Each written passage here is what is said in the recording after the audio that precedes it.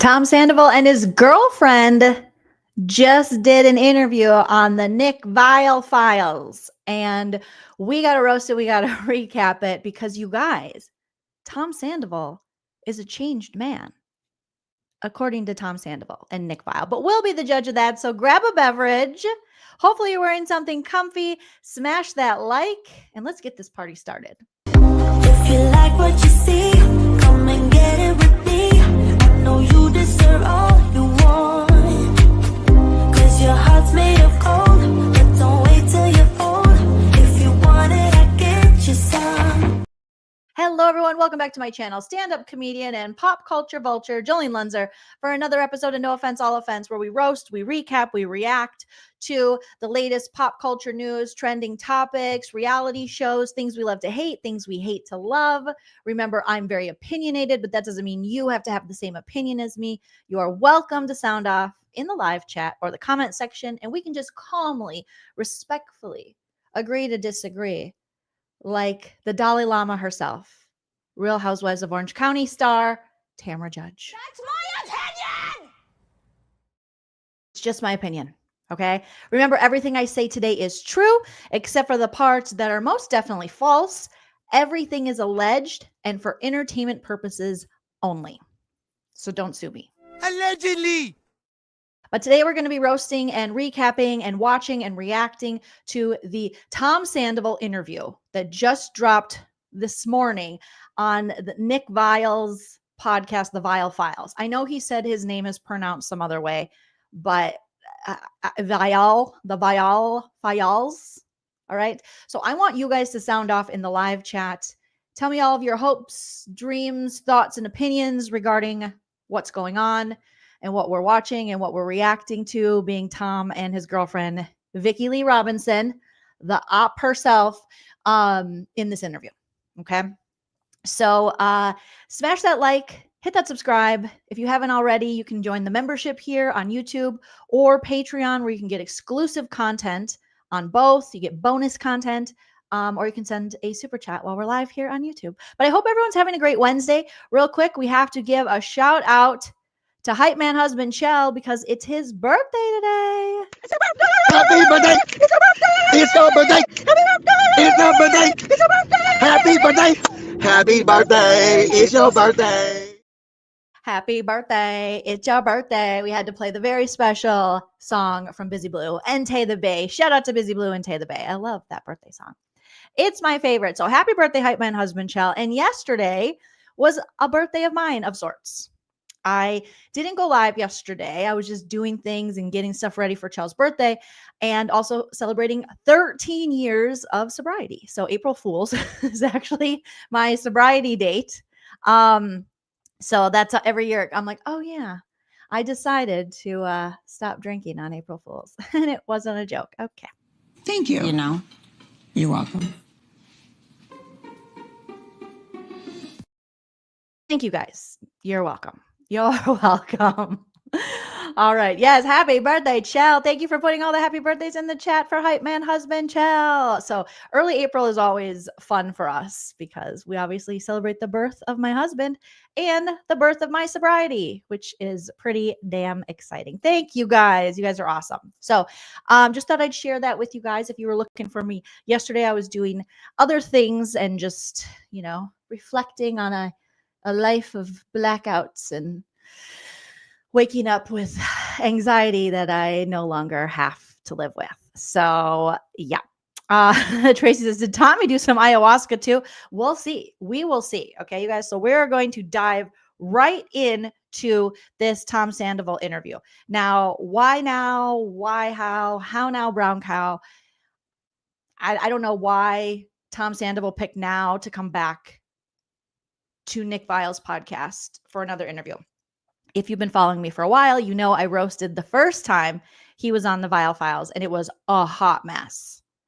And it was pretty new into Scandoval that he was doing interviews like Howie Mandel and Nick Viall, and that one was just a joke. So now Tom has come back for another interview, 2 years post Scandoval, right? It's been 2 years. And with his girlfriend, because Tom always needs a woman shield. So when he's by himself, he just can't save himself. So he brought his girlfriend, Vicki Lee Robinson. All right. And I was like, okay, you guys hit me up and you're like, are you gonna roast and recap this? And I thought, you know what? I'm gonna do that because I love you guys. So I'm gonna do it for you. And so while I was out running errands, I listened to some of this, not the whole thing. And yeah, we're going to get into it here. So please share all of your feelings about this. If you want to catch the full episode, I'll be skipping ahead. I sped it up to 1.2 in case you're like, oh my God, he sounds like he's on the Coca-Cola Classic. Can't beat the real thing.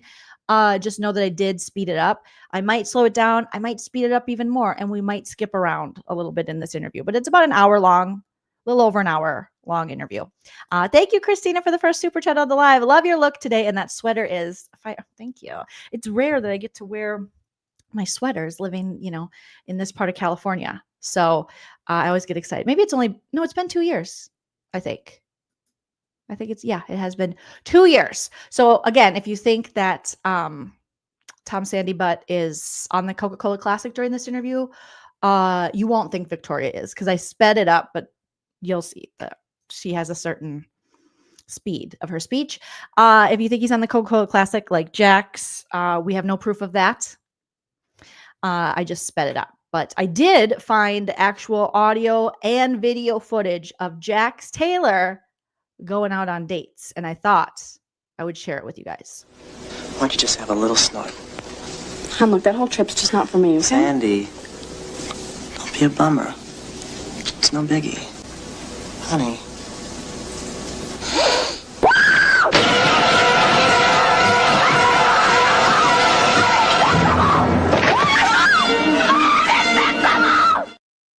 Oh my gosh. I can't believe he filmed that.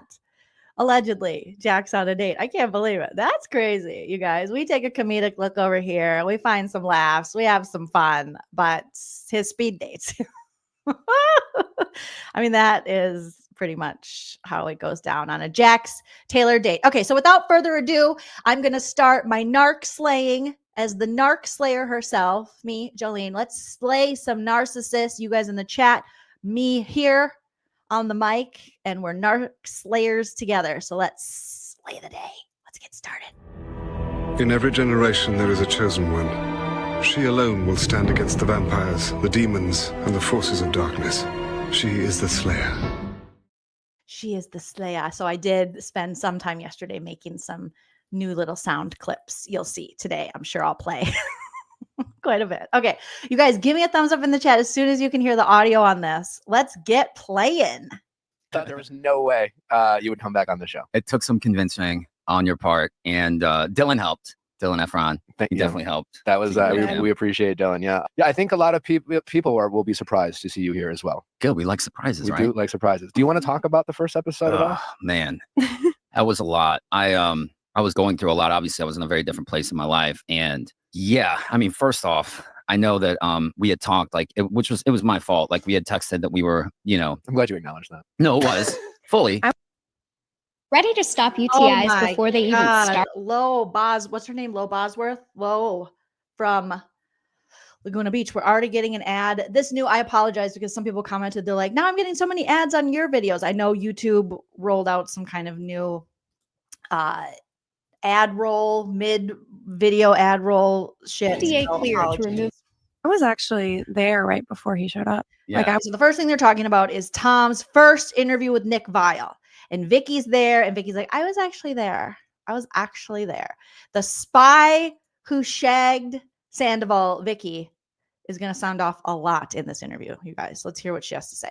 I was with him. You were? Oh, you were. I was. You guys were dating then? Yeah, I was with him. He had no clue he had a podcast. And I actually asked him because he was full on bawling his eyes out right before he even saw you because he was talking to me about his friend Ali. Yeah, you mentioned that. I'm actually wearing Ali's shirt. And we had a long night. Yeah. And I asked him like the night before. Yeah, you guys know I'm just calling it like I see it, calling it straight. He's already pulling out the big guns talking about his deceased friend. RIP to Tom's friend, extremely sad. But 2 years later, he's also, saying, yeah, and So I was going through it and the loss of my friend. He's already pulling out all of these things. You'll see Tom doing these like sympathy tactics. We've seen him do it before. So he doesn't have to take, full accountability, and he's wearing his friend's shirt. Why today? I don't know. He's got Vicki Lee Robinson there saying, yeah, he was crying and he didn't even know he had an interview. Because remember that first interview on Viall Files, Tom Sandoval showed up late. He totally forgot he had the interview. He had Tom Schwartz there as his shield. And Tom Schwartz showed up on time. And Tom Sandoval was like, oh, I forgot about this. Apologies, guys. I had the sneeze that was coming right before I even started the live, and it just hit. So, yay. Smash that like. Let's see if we can hit 100 likes. Mods, if you don't mind letting me know. Thank you, Miss Diamond. As soon as we hit 100. So, Vicky's already like, they're like, his friend passed away. We didn't know. He was up all night crying. Okay. All right. So, already excuses. We are 2 minutes in, and we got excuses. And I was like, do you have anything tomorrow? He goes, no, I'm good. And then all of a sudden call comes and I'm like, are you fucking kidding me? I'm like, this could not be more terrible. What happened was I had a Google Calendar with my manager, and we had set up a date for me to come in here. And then you texted me like, I don't know, a few days, 5 days earlier to change the date, but you had texted me directly. Mm-hmm. And so it didn't go on my Google Calendar. But I was like, no, it's fine. It's fine. It was my fault. I did text you like several times. Just a reminder. Like, okay. Okay. I didn't know. Listen, we're here now. We're here. That's now. all that matters. It was quite the episode. Yeah, it was. I had been up. We had gone out. I'd been up all night. You process grief at different times, and at that point, that was like one of the first times it like really hit me that like about my friend, emotionally and mentally about everything with my friend Ali, who had passed away, and it just was like I was just up all night, just like sobbing and like just like talking about him. I was like really sad because obviously I was like I really liked her, and I really wanted her. All right, here's my question. We all unfortunately lose people. It's horrible. But we're talking 2 years later of why you were late to an interview, unprofessional and ridiculous, and now you want to bring up your friend a bunch. It looks insensitive to the loss of your friends. It looks like you're exploiting the death, and it looks like you're making more excuses for it, and you got your girlfriend there to co-sign it. And Nick Viall's like, oh my God, I'm sorry. Like, what a horrible loss. But like, why are you using his death and your mourning of that death and not just being like, I was a mess and I was late and I was drunk and I was partying? Because we know at that time, Tom Sandoval was partying so freaking much and he was not taking accountability. And then he went on tour with his band and he was doing these messy interviews. Instead of just owning it, we have him, almost weaponizing it, exploiting it. It just is icky. Her to meet him and like just that whole, just all of it. That was the first time he ever poured his heart out, like ever even spoke about him. And how convenient that right before this big podcast that he shit the bed on that everyone was talking about happened to be the night, the first time he poured his heart out about this. I mean, wow, it's just very, very convenient. Oh, really? And so if you notice on your last podcast, his eyes were super puffy. It was just from... Vicky is doing the most. His eyes were super puffy. Yes, when you cry, your eyes are super puffy. When you don't get sleep, your eyes are super puffy. When you drink a lot, your eyes are super puffy. So is your face. When you lie a lot, you just always lie. And when you don't give a shit about other people but yourself, that shows. And you don't need any of those things for that to happen because that's like what you do. From crying. Yeah. And he was inebriated at all? Oh no, I mean, he was drinking. Nick Viall, you weren't inebriated at all? Oh no, we were drinking. I thought during this time, Tom Sandoval, wasn't he claiming to, maybe this is a little before he claimed to be sober for a period of time, but they're like, oh yeah, we were fucked up too. Because we know these two have went on social media multiple times, effed up, and they even broke up drunkenly on social media and both like posted and made the public a part of the breakup. And then Tom went live and he was smoking cigarettes and drunk. And then him and Vicky for a while were known for doing these like drunken Instagram lives. So we're like, okay, but were you just fucked up? Yeah, for sure. Yeah. Okay. Yeah. Yeah. They've both been drinking. If I would have known, I would have been like, no, we're going to bed. I would have too. Yeah. Yeah. I mean, had I have known that Nick Viall texted me 7 times and I agreed to the change in the schedule, I would have been on time too. I completely. How long was forgot. that? Wait, it's over a year ago. Yeah. So it was in January. I know Just that. own it because we You've come can a long move way. on. Thanks, man. Yeah, I actually wasn't even planning on drinking this week, but you're like, let's open the bottles. Always. He's always going, I wasn't planning on drinking this week, but then I did. Because guess what? He's pushing alcohol. Just what this guy needs to do. So he wasn't going to drink. He's on a health kick. They're going to talk about health. No drinky. That's stinky. No drinky. But then he's like, hey, check out Tom's juice or whatever it's called. We'll get there. I was like, all right. Okay. All right. How did you guys meet in the first place? We met through a friend. It's kind of funny. My friend, she was like, oh, do you want to go to this show? And I'm being honest, I looked at the phone on a YouTube. Tom Sandoval and the Most Extras. Most Extras. And I'm just being show? honest. I was like, do I really have to go to this? Like, come on. Because it was just, I'm sorry. It wasn't the best video. It wasn't the best, clip that they could have shown me. But then, I mean, I show up, I go there, and I swear, I'm almost front row, just like, whoa! Like, I'm like, Vicky is already roasting his ass. That's how I know she's a spy. She is here to settle the score. I don't know. It's my feminist dream. I don't think it's really true, but we'll see. She's like, the video sucked. The band was lame and corny. Nothing was good about it. And then I went to the show and I was in the front row going, woo, which is code for, and then I did drugs and or got drunk, and everything was so much more enjoyable because I forgot where I was, allegedly.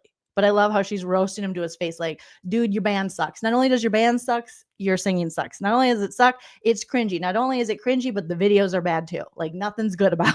it's so much better in person, first off. And then now she's trying to go, oh shit, I might have went too hard on the roast. So yeah, it's better in person because you can see him. I guess. Yeah, it's because you can get alcohol there and you can black out. And now I'm like, here I am. I don't have no idea how this happened. So you went to it. You're kind of like, I say this with love and kind of fun, but like you're kind of like a groupie, you know? Oh, Nick Viall. Oh God, of course. The woman at the show it's a groupie. I didn't actually. Like you went to a show and you met the star of the show. My friend actually liked him at the time. Right when I heard this, I was like, what? Your friend liked him? Anna.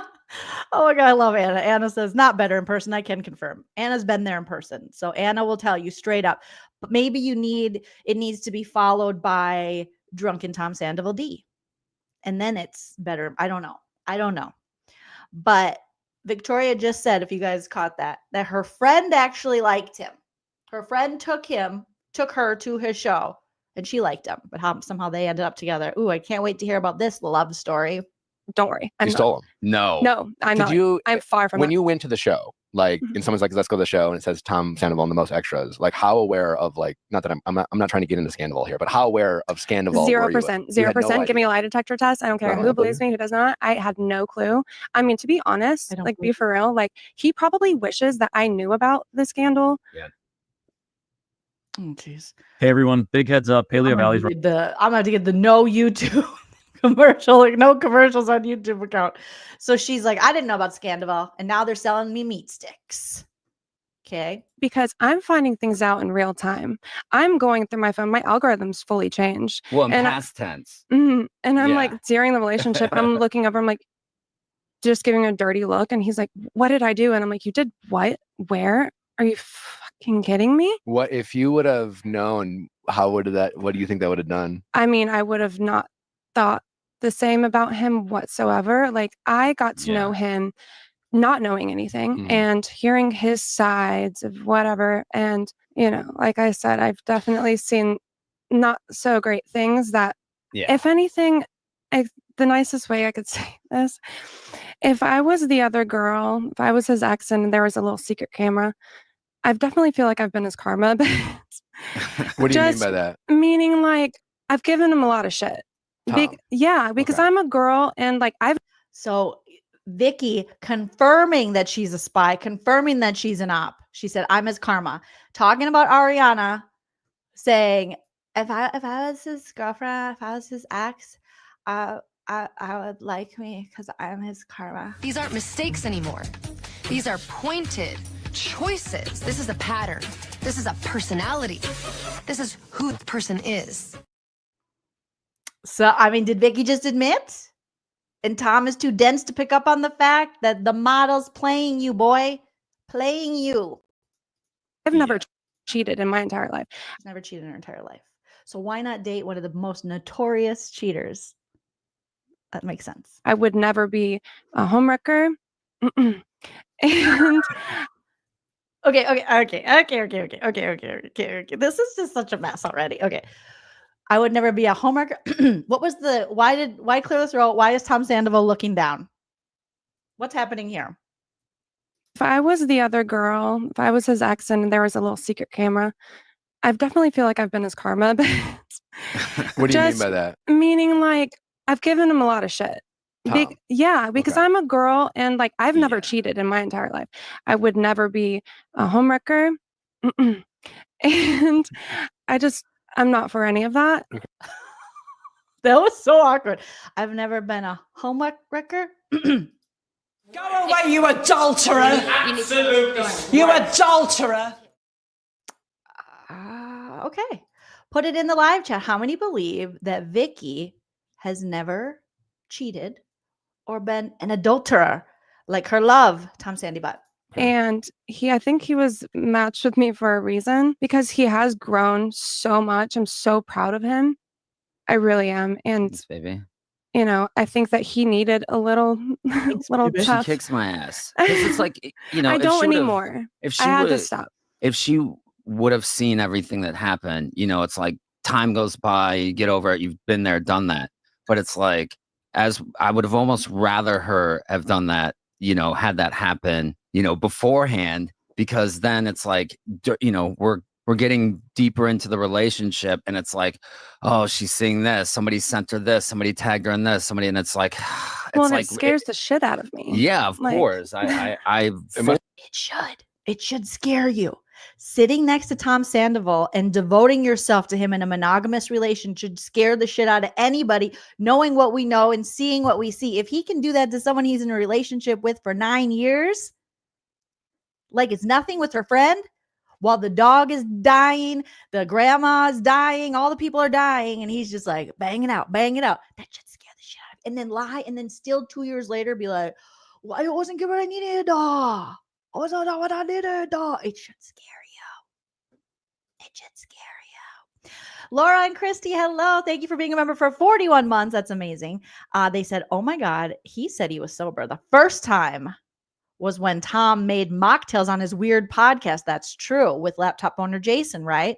So happy for you, 13 years of sobriety. Happy birthday, child. Thank you, Laura and Christy. I appreciate that. Thank you.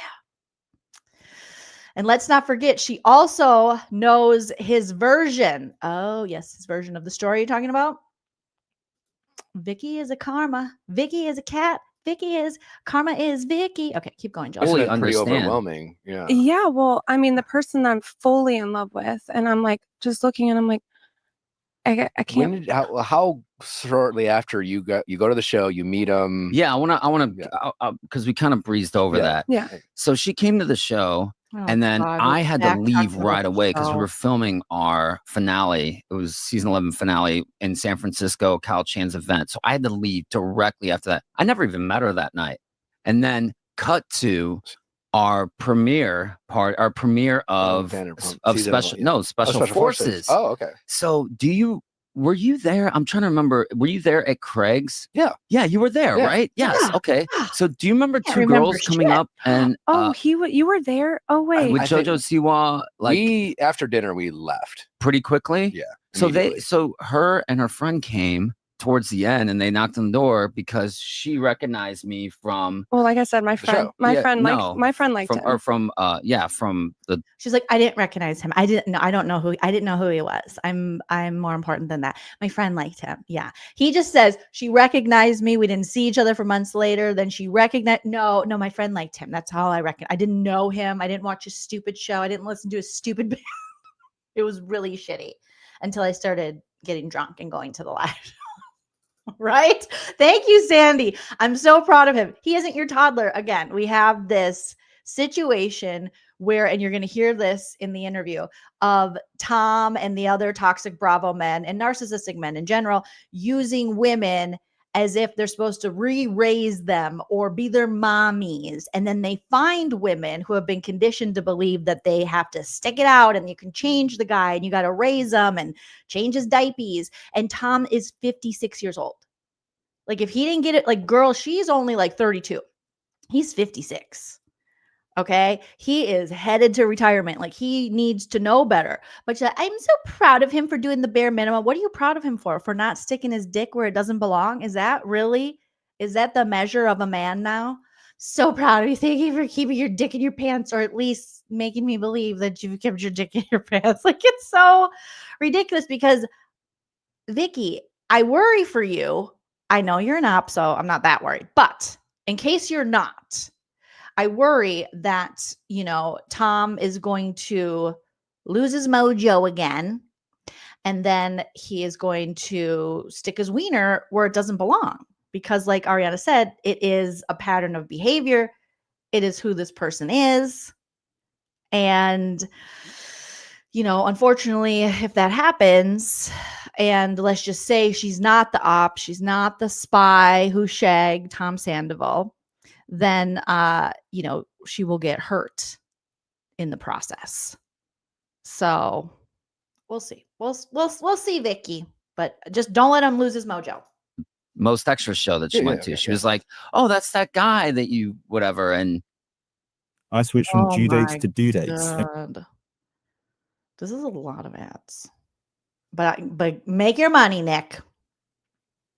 So my friend had a crush on him. Or from So now we're going to talk about the very romantic story of how her friend had a crush on him, but she ends up with him. Okay. From the Most Extra show that she went to, she was like, "Oh, that's that guy that you whatever." And so that your friend was into. So my friend had a crush on him. They didn't like really know each other or anything. Did your friend know about? No, she didn't know. No. Oh, really? Her friend did. Oh, okay. And was telling her about it. Okay. Does that make sense? So somebody's mom told another mutual. Don't bring the moms into it. Now people's moms. So it's so difficult to follow this interview, the way they tell stories, because I think it's difficult when you're not telling the truth and you're trying to paint a certain narrative. Like, I didn't know him. We didn't know what was going on. We didn't really know what we were getting into. Friend. Does this make sense? Yeah. So we were a group of 3 friends. She did not know about it. The other one's mom told the other girl, which told her, and I'm dating this other guy at the time. I'm not even paying attention. Like, I fully was dating another guy. Tom Schwartz? Like boyfriend and girlfriend, or just dating? Just dating, but like we were dating. Like, so that night at Craig's, I was like, go say something. He's right there. He's just a normal person. Just say something.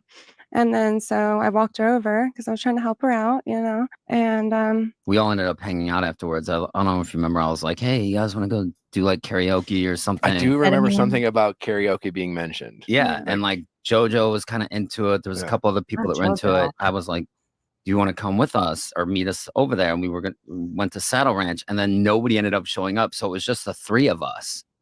And so we hung out and we ended up like hanging out and like we had a great night, but it was like, like this is so très difficile to follow. Everyone here very stoned. I think they're very stoned.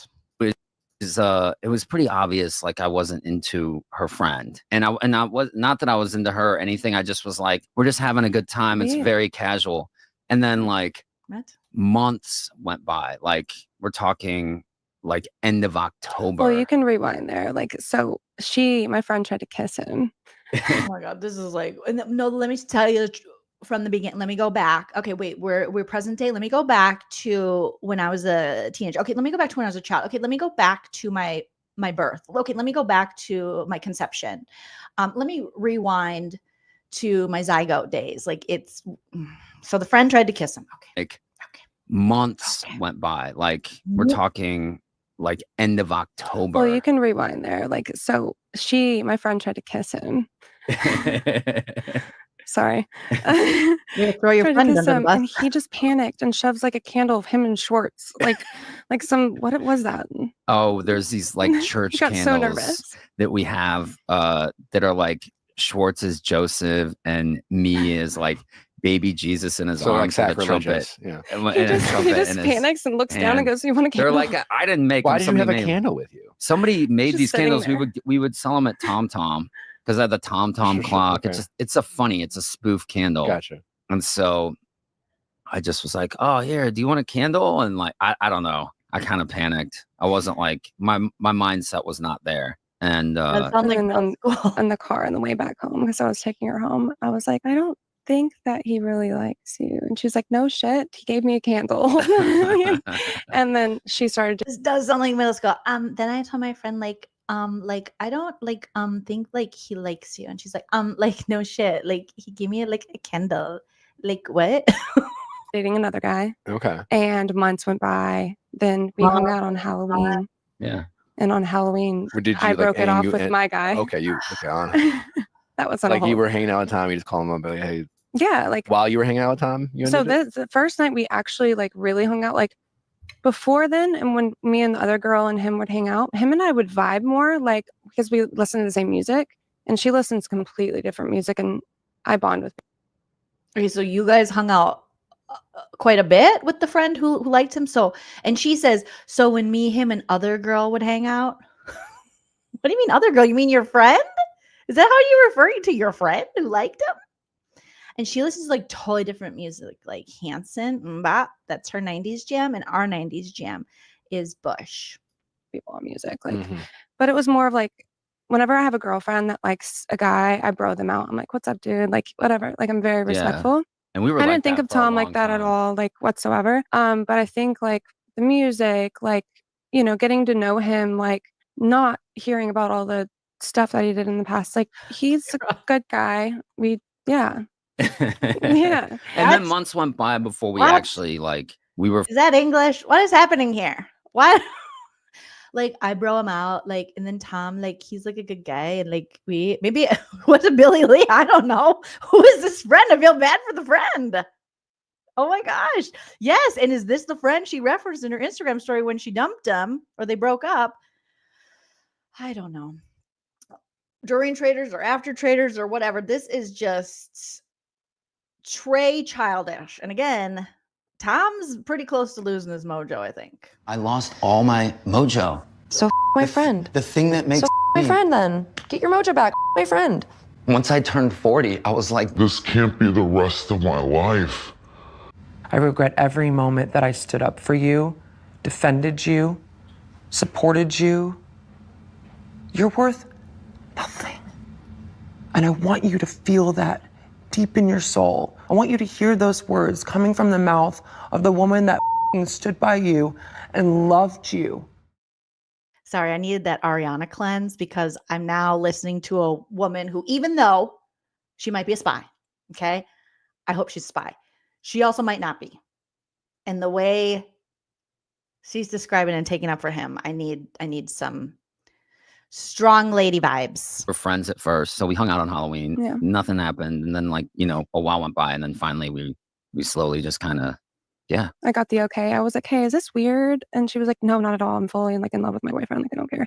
By that I'm like, point, are it you- probably been like five months. So Oh my God. So she asked her friend, is this weird? Can I bang him now? Because you tried to bang him and it didn't work out. Now can I bang him? And the friend apparently said, yeah, I'm so in love with my boyfriend. Like, do whatever. Like, I don't even care. Like, what?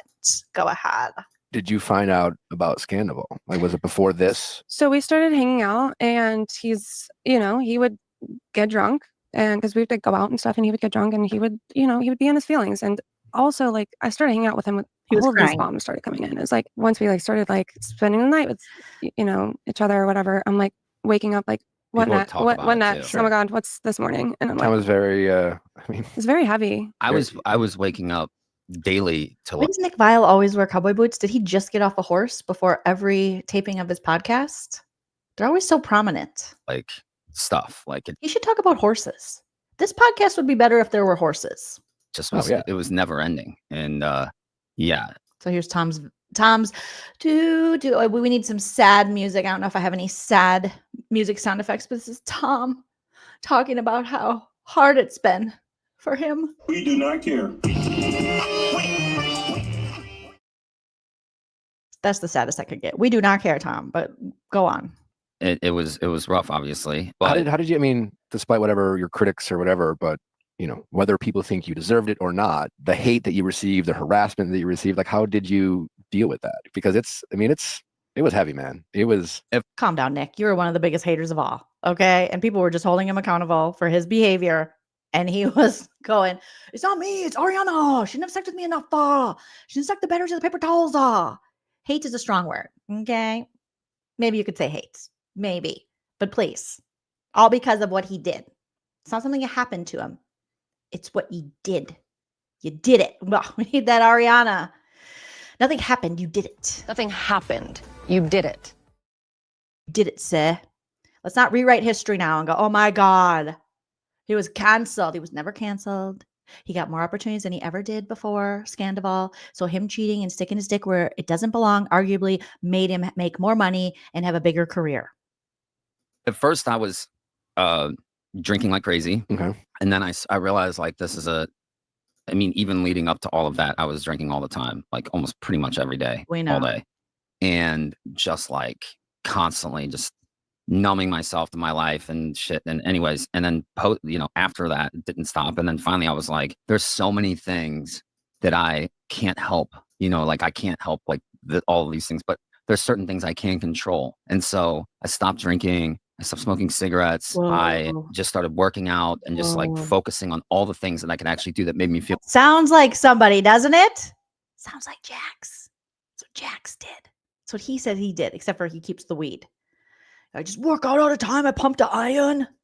Feel better. I started doing guided meditation. I was seeing therapists, just kept busy. And honestly, like we had tour dates booked, like, good point, just from when this, like before this, all this broke, Brian. And I had to go out and do that. I look back as a very empowering moment and for myself, because I had to walk out with people that had scumbag and cheaters and one with a mustache and all this shit in the. What? I didn't know that. You mean people had accurate portrayals of who you are and what you stood for at the time and possibly still now? Scumbag and cheaters? Oh my God. I am so sorry that happened to you. Not really. We do not care.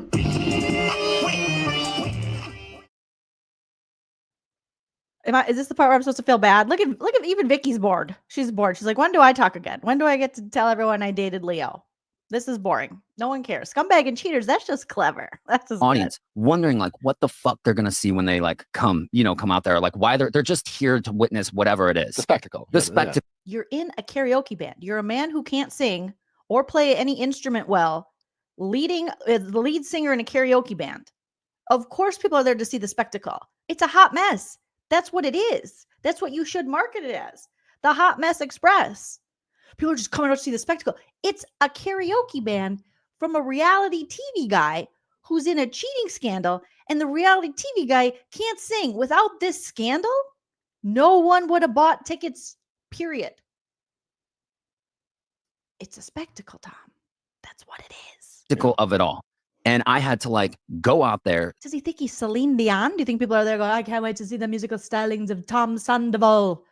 I'm wondering if he can hit the notes on Schwartz's mom has got it going. Like, way to take yourself super seriously, Tom. Calm your boner. My God. Ooh. Stone sober. Look at these people in their fucking eye. I do that all the time. Literally, I get up on stage doing stand-up, stone sober, and look at people in the eye.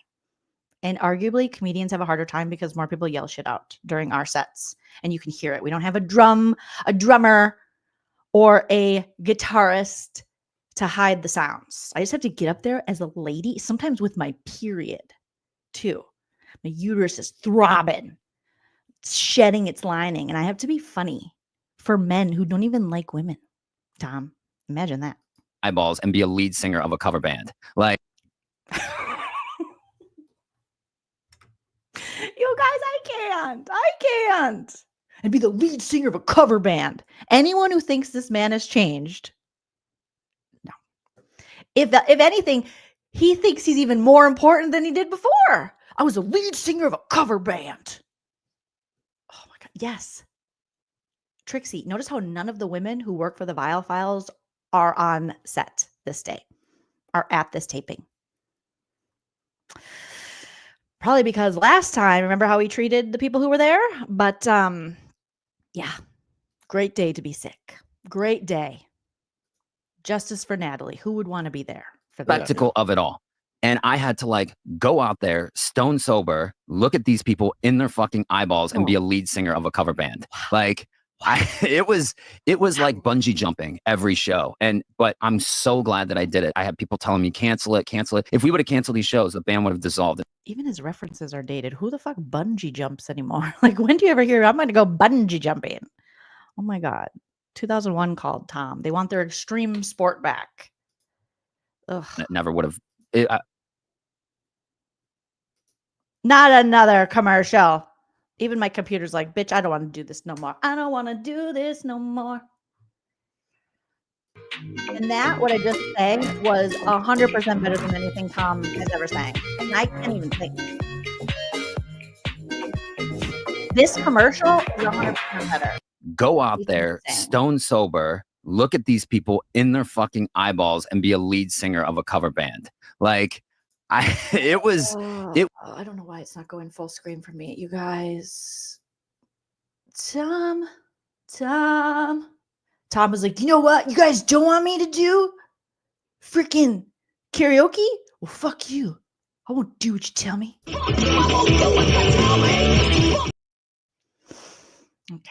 Okay, Tom. Yes, you're so brave. You're so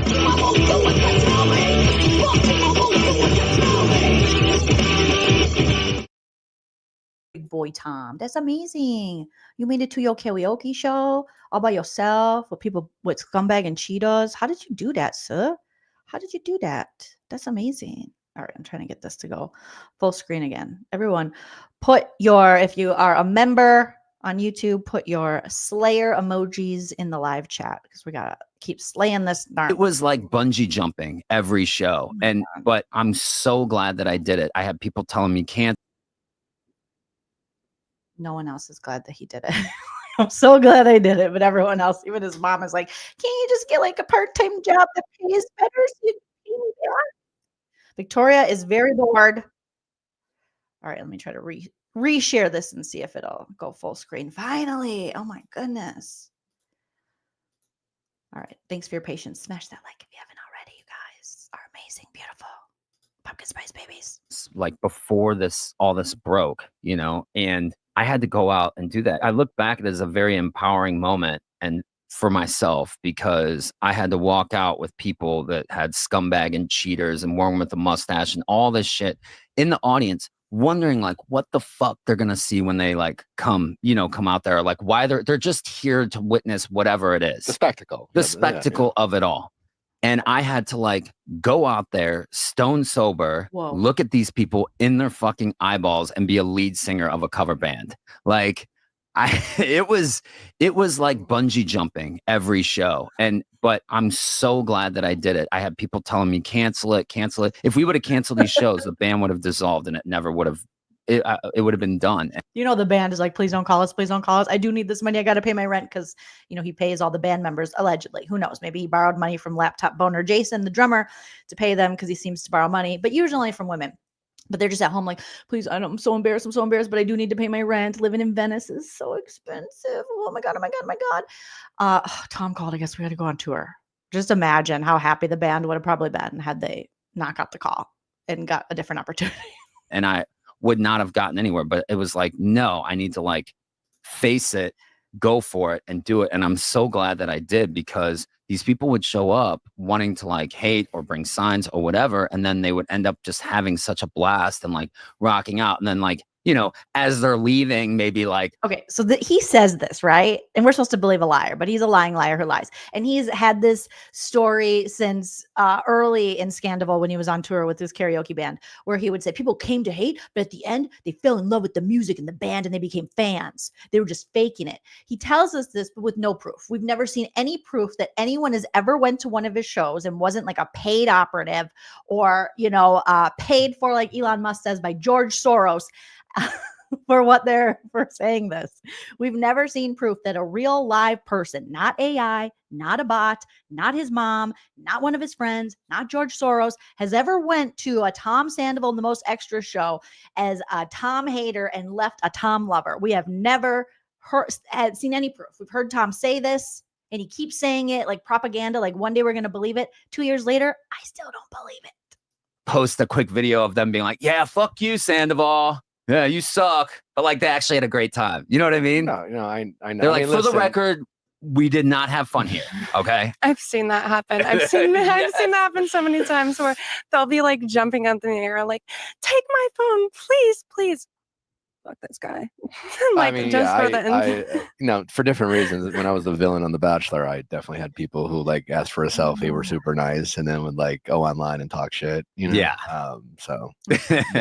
I do want to point out for any potential haters and trolls out there, they love a timeline.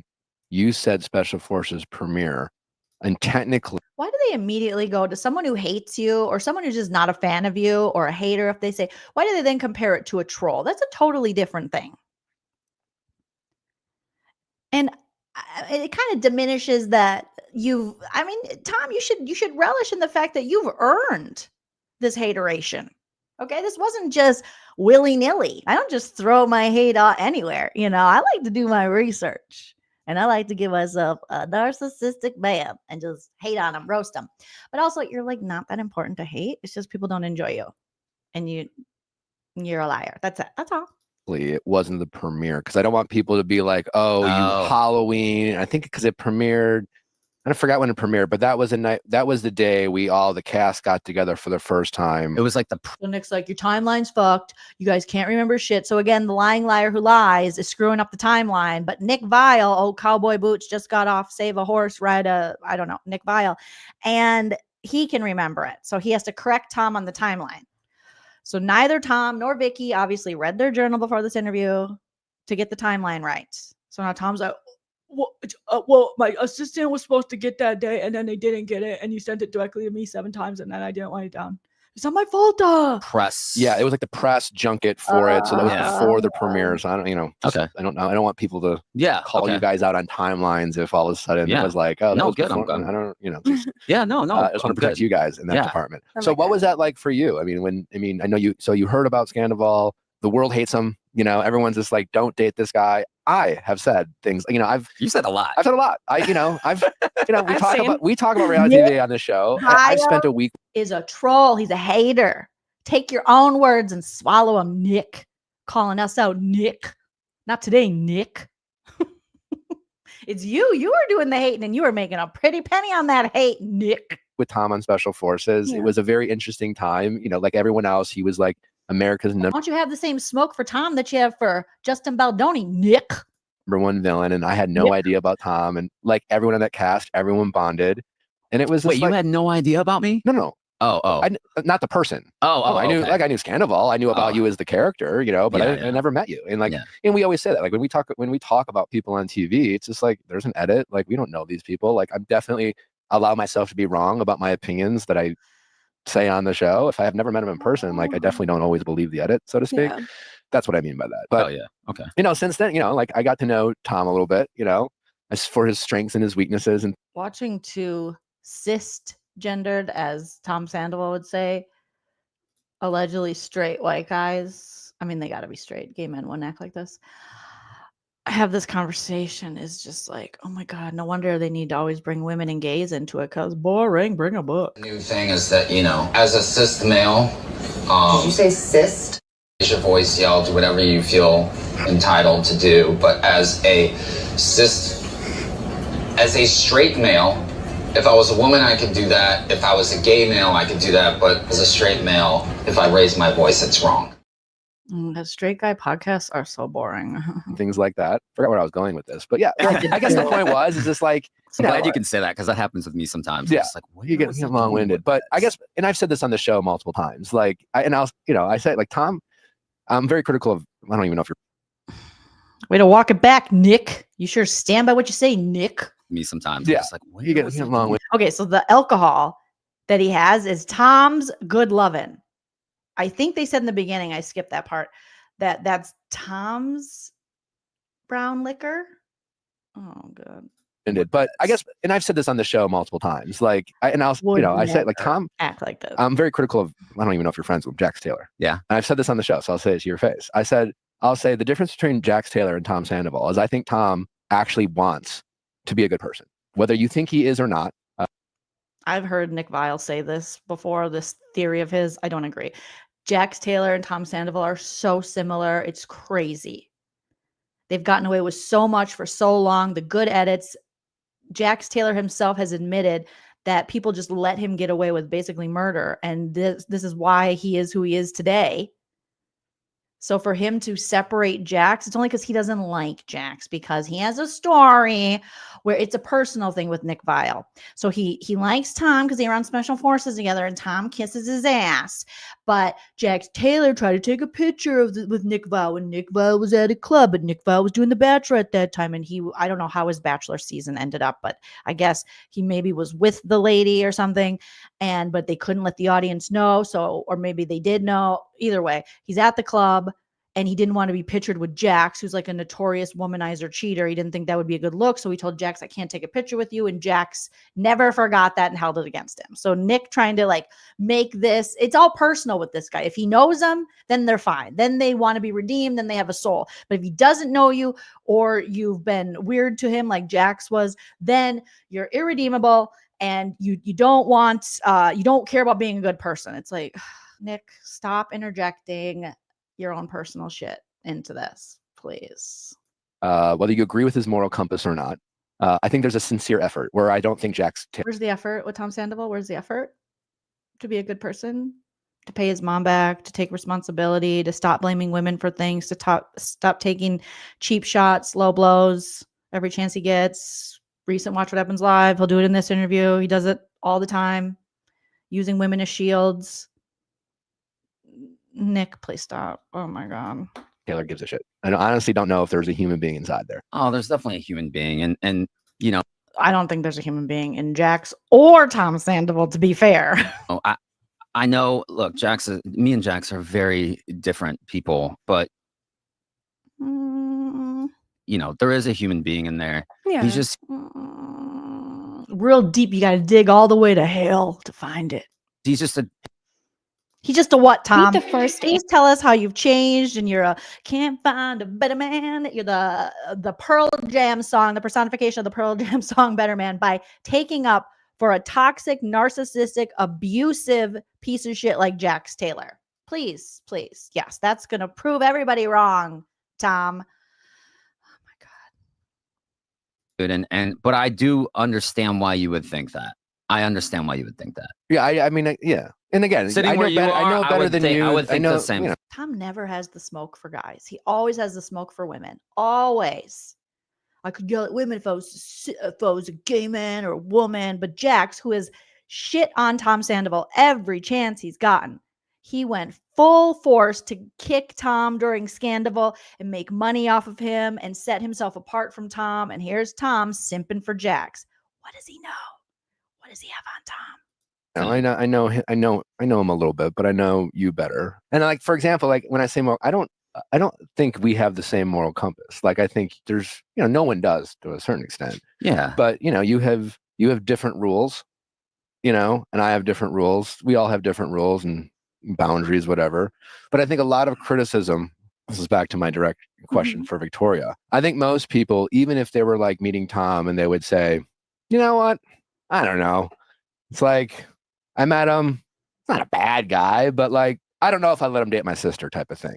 Yeah. It's like, yeah, sure. I'll hang out with the guy. He's a good hang. He's a good friend, but this is part of the problem with like the manosphere and the guys and men, just not in general, especially straight men, sticking up for women or looking out for them or giving a shit. They know a dude is toxic as fuck, possibly abusive to them, and they're like, I'll hang out with him. He'll be my buddy. But I'm not gonna let him date my sister or my mom. I'll let him date random bitches I don't know. How about you have higher standards when it comes to friendship? Because I know that if I was in a similar situation, I would want my friend to be like a better person. But guys are just like, yeah, he's abusive, he's an asshole, he might be a rapist, but he's my friend. What can I do? And instead, if we actually had men that would have a little bit of, integrity and give a shit and not befriend these kind of monsters and just make the, distinction. I'm not going to let him fuck my sister. Well, Lottie frickin' die. I bet your sister's thrilled but you'll let him go out into the world and they don't care about anybody else. And you'll still be his friend and you'll still take up for him. Like, this is such an issue that continues within like toxic dudes and dudes in general of their thought. Like, they could give a shit. They couldn't care less how their friends treat women or if they're around. And if you look at the numbers and the statistics, if you look in your friend group, there's probably a couple of rapists, a couple of abusers in there. And they're just like, oh, well, it's not my sister, it's not my mom. That's insane to me. That is insane. Women, we don't think like that. That's crazy. I don't know if I wouldn't introduce him to my sister or a friend that's a girl. And so I'm sure you heard stuff like that. Oh. How did you process that? And, how much did you kind of, we've all been the person who wants to change someone, that wants to fix someone, that wants to be like, you know what? Yeah, maybe they were bad before me, but I will turn them around. Fix them. Like, how did you wrestle with those criticisms, those voices, maybe those even internal thoughts? Like, how did you deal with that and kind of get through that so that your relationship could have a fair shot? Well, we've both been in therapy, and I've obviously had to talk. I'm going to need proof to see Tom's been to therapy. Okay, because I'm going to need a little proof. And I think she started off saying we both. But I think she meant we boned, but I don't know. My therapist about this. Okay. And because it is hard. Can you imagine being poor Vicky's therapist? She walks in. What's new, Victoria? It's so good to see you. Well, I started dating a new guy. Oh my God, that's so exciting. Tell me about him. Well, he's you might have heard of him. I never did. I've never heard of him. I didn't know about him. He had a shitty band. I didn't want to go to it. But then I went and someone gave me something called Molly and a Cosmo, and all of a sudden the music started to sound okay. And then I forgot everything I listened to when I blacked out. Anyways, his name is Tom Sandoval, and our therapist is like, I'm sorry, what? You mean the notorious cheater, liar, scumbag? Tom Sharts, the partial owner, not really, of Sharts and Skeezies? Yeah. Okay, we're going to need to book lots of sessions. Lots more sessions because you haven't been listening. It's really hard, going online and hearing people thinking that I'm some dumb naive girl, or that I'm dying to be on the show, or Tom, definitely not true. She's not a dumb naive girl. She's a dumb naive lady. I've learned that you don't call them girls, you call them ladies, or whatever else. I've heard it all. Or they're such victims, these two. I have to go online and I have to hear people say that I'm a dumb naive girl. People are worried about you, Vicky, but now we know you're an op, so we're safe. It's I think generally speaking, the internet just assumed you had alternative motives. We got into therapy very early on in our. It's a couple. Yes. Wow. Because Yeah, right. We got into therapy really early. You wouldn't even go with Ariana. She had to beg you to go. And then she kept doing the work and you stopped. And she did childhood trauma work. And look at her now. She's thriving. She doesn't have to talk about this shit every time she does an interview. Oh, Tom. We went to therapy by the second date, dog. The second time we had sex. Couples and individual. Because I was like, hey, we should do. Look at Tom. Yep, I did. He looks right at the camera. Mm-hmm. Yep, I did therapy, guys. I'm all better. Because I was like, we really love each other. So, and my mom actually suggested this. She was like, you guys should start therapy now to kind of. Her mom's like, you start therapy now so the therapist could tell you to break up with them. Vicky's poor mom is probably like, oh, Jesus. How's your daughter, Marge? Let's just say her mom's name is Marge. She sees her friends out and about. Hey, Marge. Hi, how you doing? Her mom is Minnesotan in my story. How's Vicky, your beautiful daughter who you love so much and want the best for? Oh, she's dating a new guy for a while now. Oh, who is it? Tom Sandoval? You mean that sweaty guy from the Traitors who cheats and puts his dick in places it doesn't belong and then blames the ladies that he banged or that he cheated on, and then the ones he banged too? The one that said that the lady that he had an affair with, who was his life partner's one of her besties, that he couldn't help himself? Because he was impressionable? You mean the 60-year-old impressionable guy? That's who dates Vicky? Guess what? I was very impressionable when she took all her clothes off and jumped in my pool. Have some remorse. Have some sensitivity.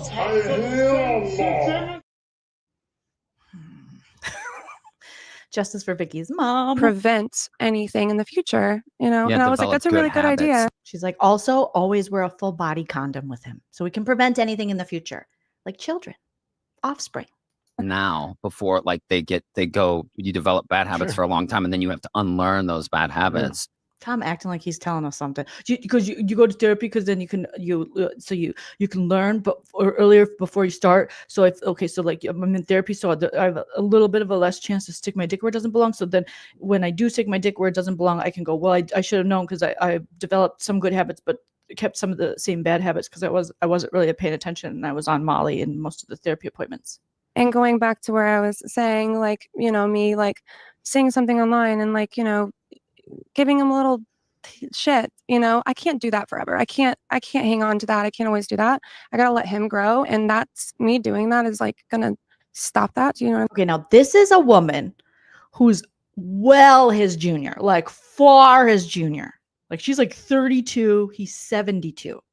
So she's talking about, I gotta let him grow. He's grown. He's at grown capacity. He's at the age now where you start shrinking. Okay, it's happening to Nana. It's going to happen to me sooner or later, you know, where all of a sudden you're like, he's going to grow a couple more inches. No, he's not. He's going to start shrinking. Osteoporosis, things, you know what I mean? He's going to want to sit more, maybe a little IBS. He's going to get more heartburn. Like he's not at the grow phase.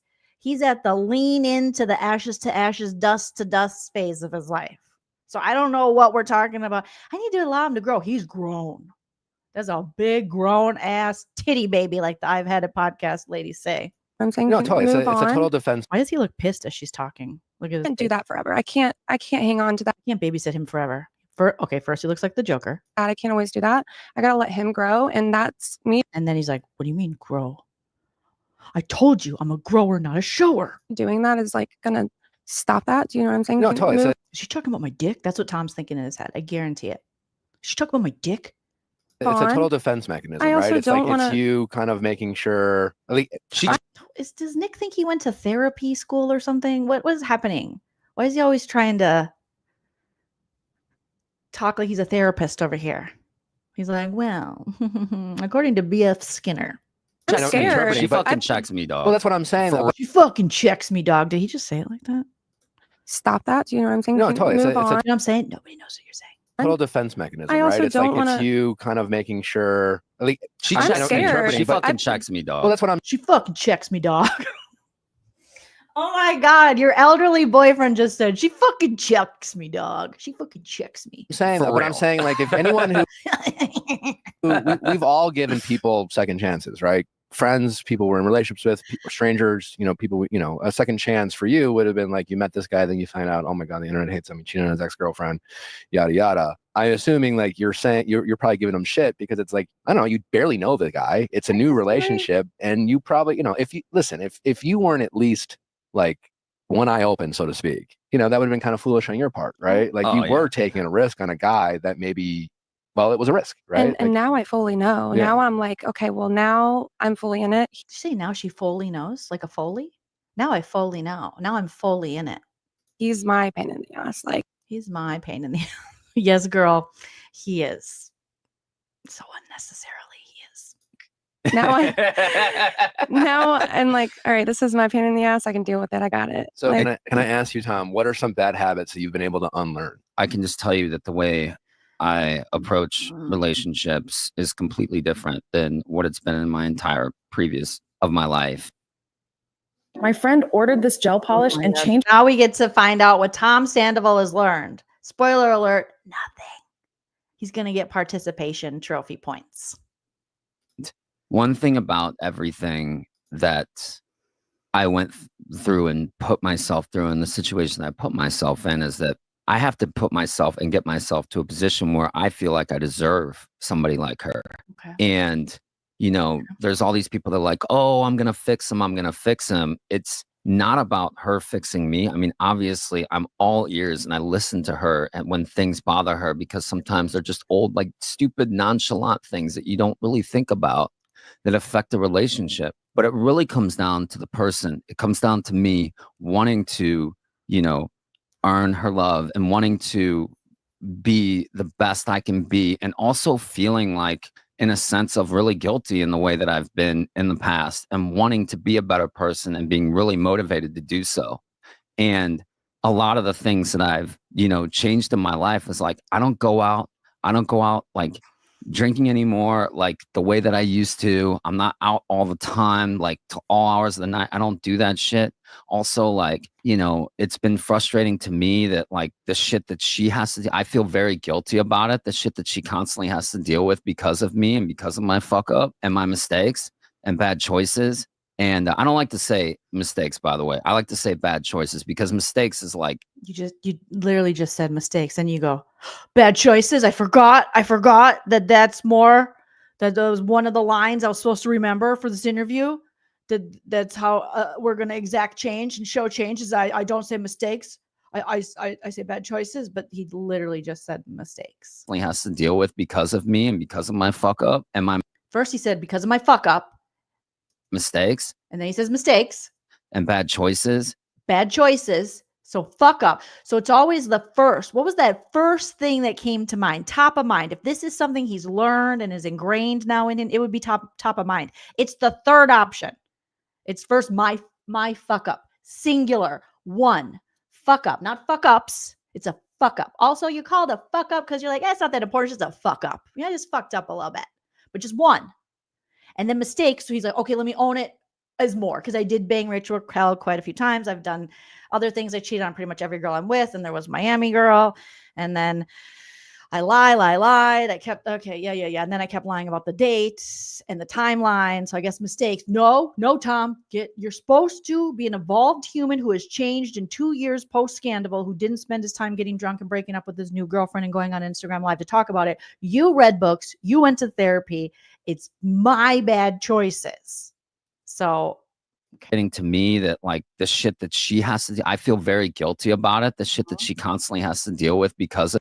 And also, don't forget, Tom, always put a woman out there.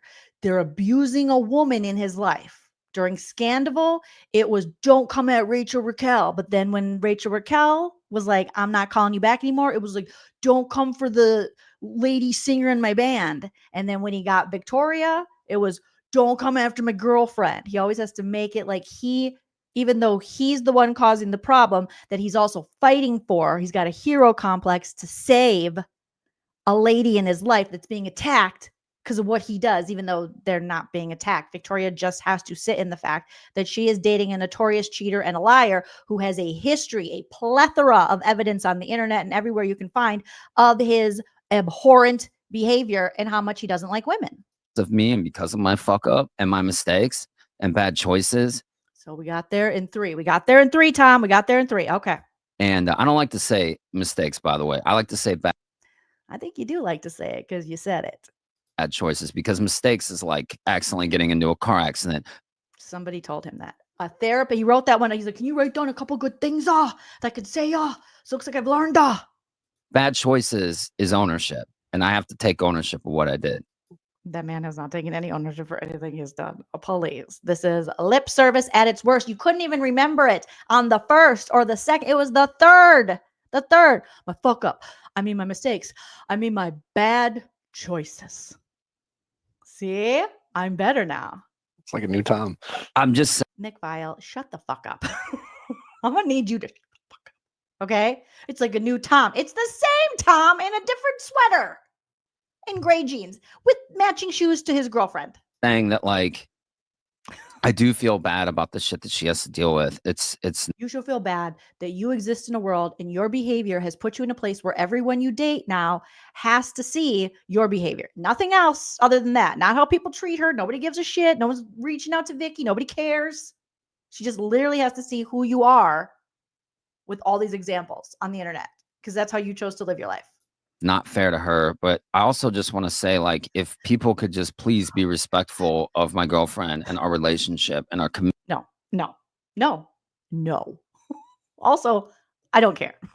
So what? Also, please be respectful. No, Tom, respect starts in your own pants. Okay. Calm your own boner before you start knocking on our baby doors, telling us what we got to respect. Okay. This is middle school, Tom. Junior high at its worst. We don't have to do nothing for you. You clean up your own yard.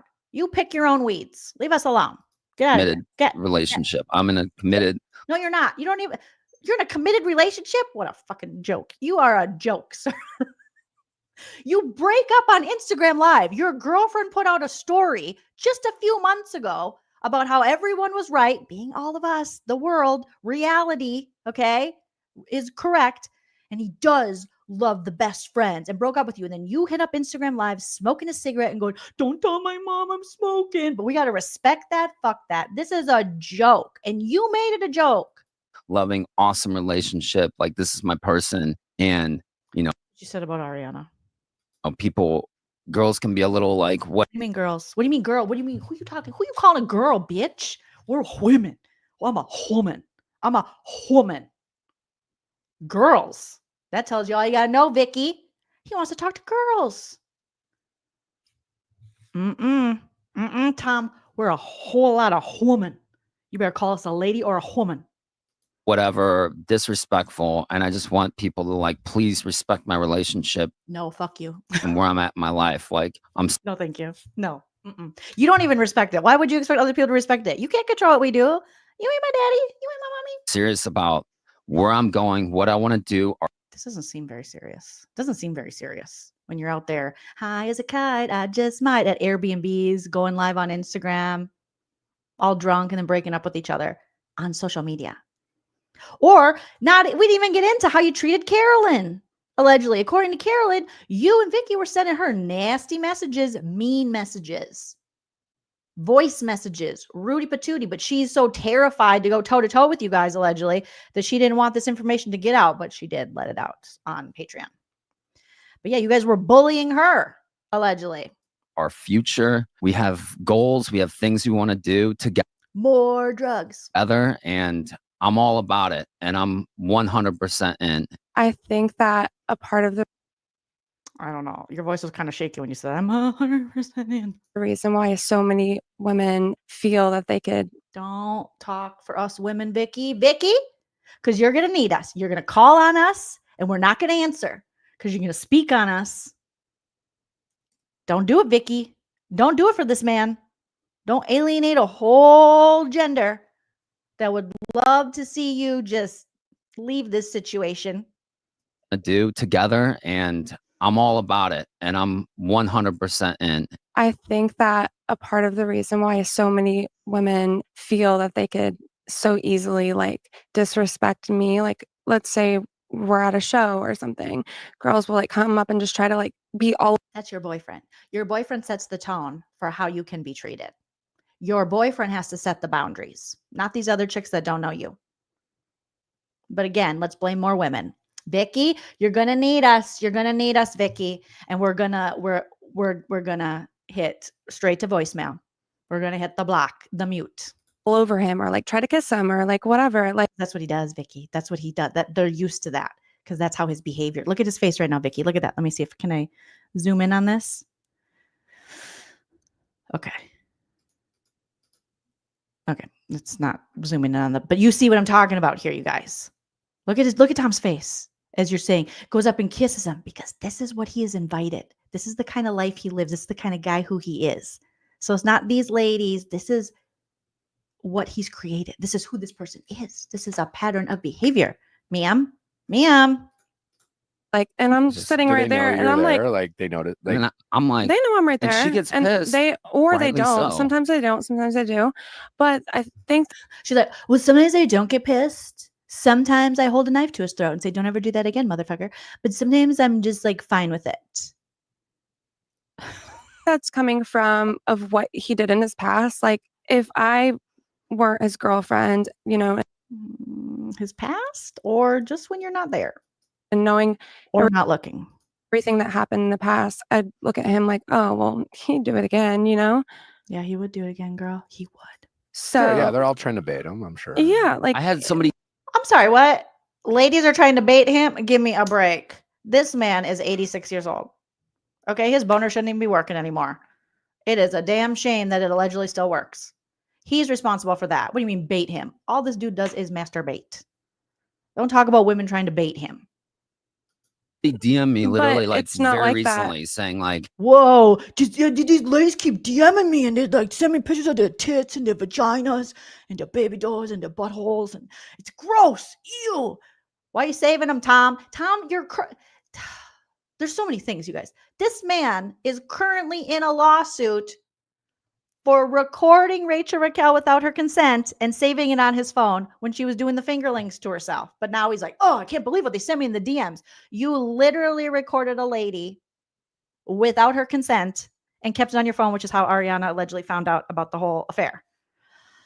And why you're in a lawsuit right now for recording her without her consent. But now he's like, yeah, I can't believe they sent it into DMs. Why? You saved this shit. Check the secret. Vicky, you're young. You know this. There's apps, okay? Where it'll look like it's like a certain app or a certain folder or something, but it really is where he's hiding the secret pictures. Check the private tabs of his search or just dump them. This is a lot of work for what? Usually there's like a reward at the end. Where's your cookie? hey, can you come to my wedding? I have lots of hot friends. Like, I'm just like, are you fucking kidding me with that shit? But like, you're a very you fucking. What do you mean? You try to hook me up with hot chicks while I'm with the hot chick? I would never do. Well, okay, I have done that many times, but not this time. But also, when is your wedding? And send this to me on my fake account, okay? Because I have to have a separate account. Don't send it on my major Tom Sandoval account. a hot guy. You're beautiful. You're a fucking beautiful girl. Okay, like, calm come down. get the fuck out of here. Calm down. Look who's talking. That's all he values in you, Vicky. And even that won't keep his dick in his pants. But that's not like. Well, you know, we'll tell you some stories. I'm just saying. Now they're going to share sex stories like nobody. Did you say you're going to watch? Put the brown liquor down, Nick Viall, and go home to your baby and your baby mama. Pump and dump and get the fuck home. I love.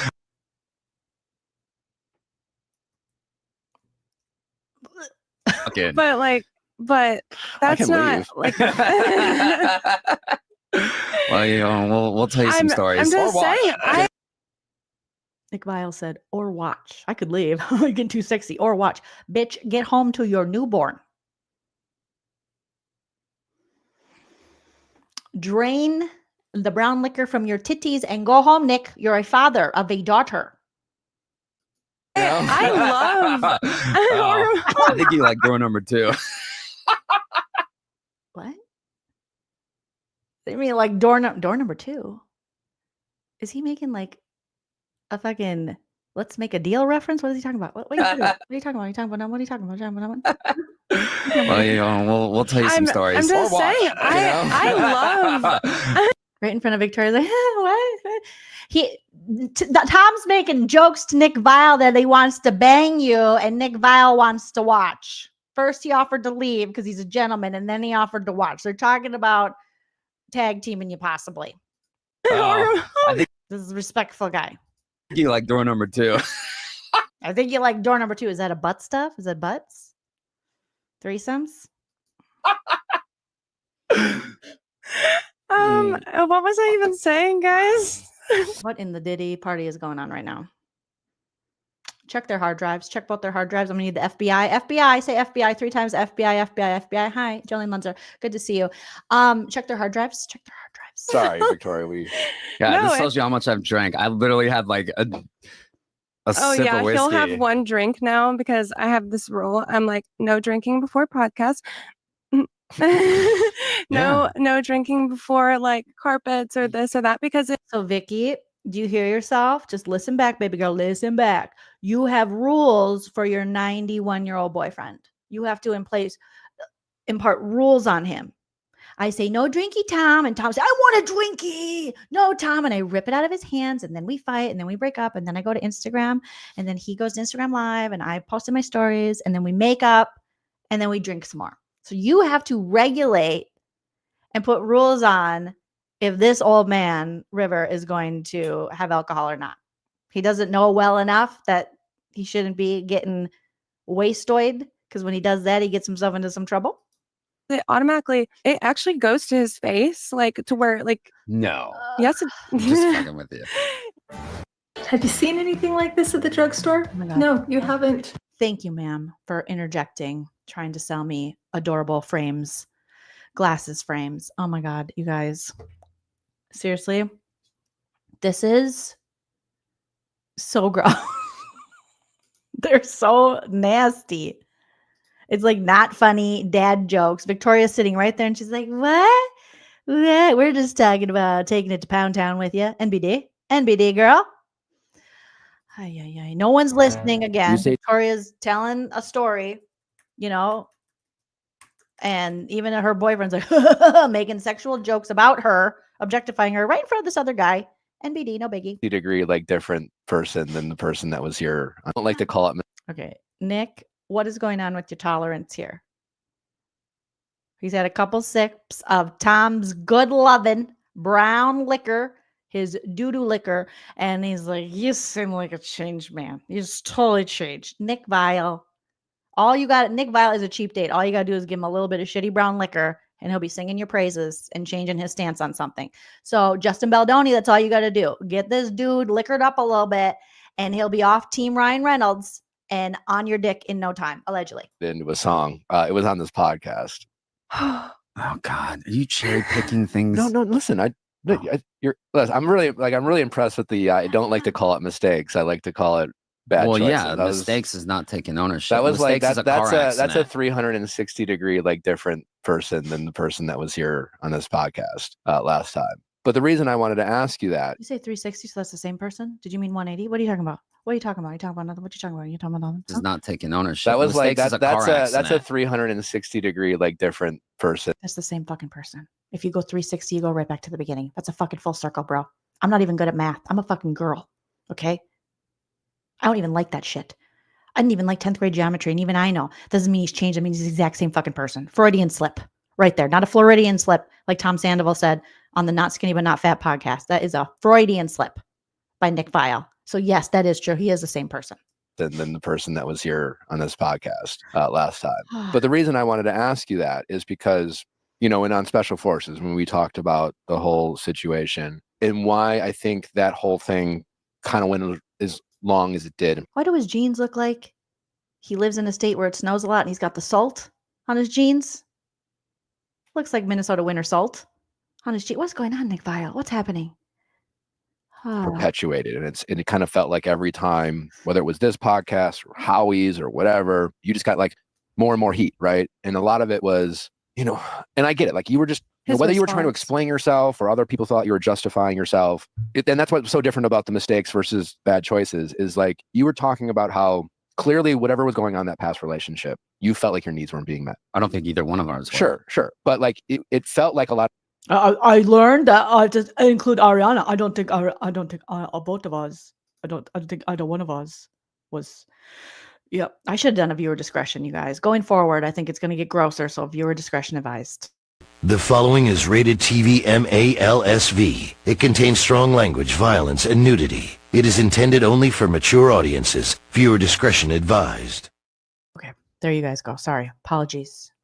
A lot of people were saying like when you were talking that way, people were taking it as you kind of making excuses, right? Because he was, Nick. You said he was. Nick, you drug his ass to hell for ratings, and now he gives you a little bit of brown liquor, smiles in your face, and tells you where he got his latest Botox treatment, and all of a sudden, you're all over his dick. He offers you up a threesome, whatever it's called. And now you're like, just kidding. I love him. He's great. Right. So when we were talking, I remember at Special Forces, and I was asking you, can you at least say like, well, I would never do this again? And you were like kind of resistant to saying that. The reason why I was resistant to you, Nick, is because you came in all Dr. Phil, and I was warned about you. He's cosplaying. Evelyn says that he's on a ranch, that he's on Yellowstone. He's trying to get a part on Yellowstone. Going into Special Forces. By who? By my publicist. Okay. I was warned. No, different publicist. Wait, your publicist is there? Oh, God. And it's still this bad? Is it that 23-year-old girl who was like, I've never heard of him. He's like super old. He's always telling me he does stuff that I don't even know what he's talking about. He's such a fucking loser. sis. I was warned about you. Like, I was told that you were gonna that you had talked a lot of shit, like dragged me. Okay, that's true. And that you were gonna take he's like, just wait. He's gonna try to take the opportunity to Dr. Phil you. And the reason why I wouldn't make that commitment is because you wanted me to make a vow to you. No, you said that. You literally said. I didn't say make a vow to me. Yes, you did. You said make a promise to me, Nick Viall, Exactly, Nick Viall, Brian. to never cheat again. And I'm like, dude, I'm not making any sort of vow to you, Nick. Okay, agree to disagree. But that's not really that's what you asked me to make a vow to you, dude. All right, fair enough. But I'm just saying. You asked me to make a vow to you, dude. To you, dude. With you guys are in couples therapy and all these things, right? And I guess I'm just curious, is have you guys talked about your relationship's relatively young, still very, it's been a year. No, Nick, your relationship's relatively young. Isn't his wife 27 or something? Okay, sorry. I apologize. Or so. You guys clearly are connecting, clearly in love. Have you guys talked about when things get bumpy or rocky, how are you going to communicate with each other, right? Yeah. And work through things so it doesn't get to a point where Tom is sticking his dick in her friend's vagine. Not to, again, relitigate the past or anything like that. Relitigate it, Alan Jackson. That clearly you two were just disconnected. What do you guys learned in therapy to allow yourselves to be a different? Well, they've learned that Tom cannot lose his mojo. I lost all my mojo. So my friend. The thing that makes my friend then. Get your mojo back, my friend. So just make sure he doesn't lose his mojo. Relationship than the relationship you had in the past. Well, from what I've heard and seen on the internet. Please, we don't need you to talk about his previous relationship, Victoria, nor should you want to talk about it, but here we are. And stuff, they didn't have the same, wants and, with each other. But I told him, I'm like, don't waste my time. If you ever want to. That's probably what Ariana told him too. Go elsewhere. If you ever want to break up, just break up with me. But that's not fun. That's not fun. Then he can't be having secret sex with your friend. The fun is the affair. Tom loves it. And if you're not happy with something, I'm like, do we want kids? Well, do you want kids? And then, okay, how many do you want? But we have to be on the same page on everything. I'm like, don't waste my time. 16 kids. I know, Tom, you definitely want kids, right? 16 of them. You want 16? No, he does not want 16. That is not. Yeah, Dreadful Ruby. Oh, she told him she's good then. If only Ariana had told him, what's a deal breaker? Cheating. That's a deal breaker. If only every woman could tell, he don't care what you say. Yes. Yeah. The dick wants what the dick wants. I'm not popping out 16 kids, but I'm gonna pop out 2. You want kids? He's 90. He doesn't have time to make 16 kids with you, Victoria. We don't even know if his sperm works yet. Surely there would be some kind of unwanted pregnancy out there with all the cheating he's doing. With our, I don't want to go too much in the previous relationship, but there was a major but you always talk about it. Disconnect. Sure. There was a massive disconnect. Yeah. It was that you were not faithful. That's the disconnect. You fucked her friends and other people, and you stayed out all night partying. It felt more of like a business partnership than anything. But either way, whether that was the case or not, the way I fucking handled it was absolutely atrocious. And now we're getting to that. It was a business relationship. What I wasn't getting what I wanted. But again, remember, Tom. But no, it's not a fuck up. It's not mistakes. It's I can't remember. Say something else. It's how I handled it. Is that right? And thank you. And it doesn't. Why is she thanking him? What are you thanking him for? Why are we thanking him? He didn't do anything. Ownership than anything. But either way, whether that was the case or not, the way I fucking handled it was absolutely atrocious. And thank you. I think we know who gave him the answers for him to just say, don't say mistakes. I say decisions I made. Right, Vicky? So Vicky's coached him. So Vicky, you tried your best, Vicky. You did. You put a valiant effort. But this man is uncoachable. Thank you. We talked about this. We made flashcards. I even put the flashcards on my tits, hoping he'd remember it. But turns out my flashcards have to be on someone else's tits for him to remember it. So I had my friend over that had a crush on him, allegedly. And it doesn't fucking matter. And I will never, ever, again, I feel like I've been there, done that. I'd never been in a relationship that long. I'd never done, as soon as So I love how he used this as an excuse in the beginning. I was never in a relationship that long. As you get older, your relationships might get longer. Yep. What do you want, a cookie? What do you want, a medal? That doesn't mean that's like, oh yeah, oh, he was in a relationship so long that he had to fucking lie and cheat and fuck her friend. Duh. We started dating. Everybody's like, when are you gonna put a ring on? It was like immediately we were pushed together, which was great in the beginning. But as talking about push together, you went after Ariana. You sought her out. There was like a scandal in the beginning of how you two started, and was it a kiss that happened at the Golden Nugget? And Kristen Doty was on trying to figure out how this relationship started, and she was already questioning your fidelity. No one pushed Ariana onto you, sir. You pushed yourself onto her. As time went on, the differences in us really started to shine. And instead of us working on it, we just sort of kind of drifted away. And it was just something like, which is unfortunate. It's unfortunate. It became a comfort thing. She was still like, the relationship's over. Yeah. It's done. How do you guys help each other? Can you imagine Ariana? Like, she's so far, but she never talks about this. She never has to talk about it. She's just getting jobs, gigs, new hotter boyfriend, and he won't shut up about it.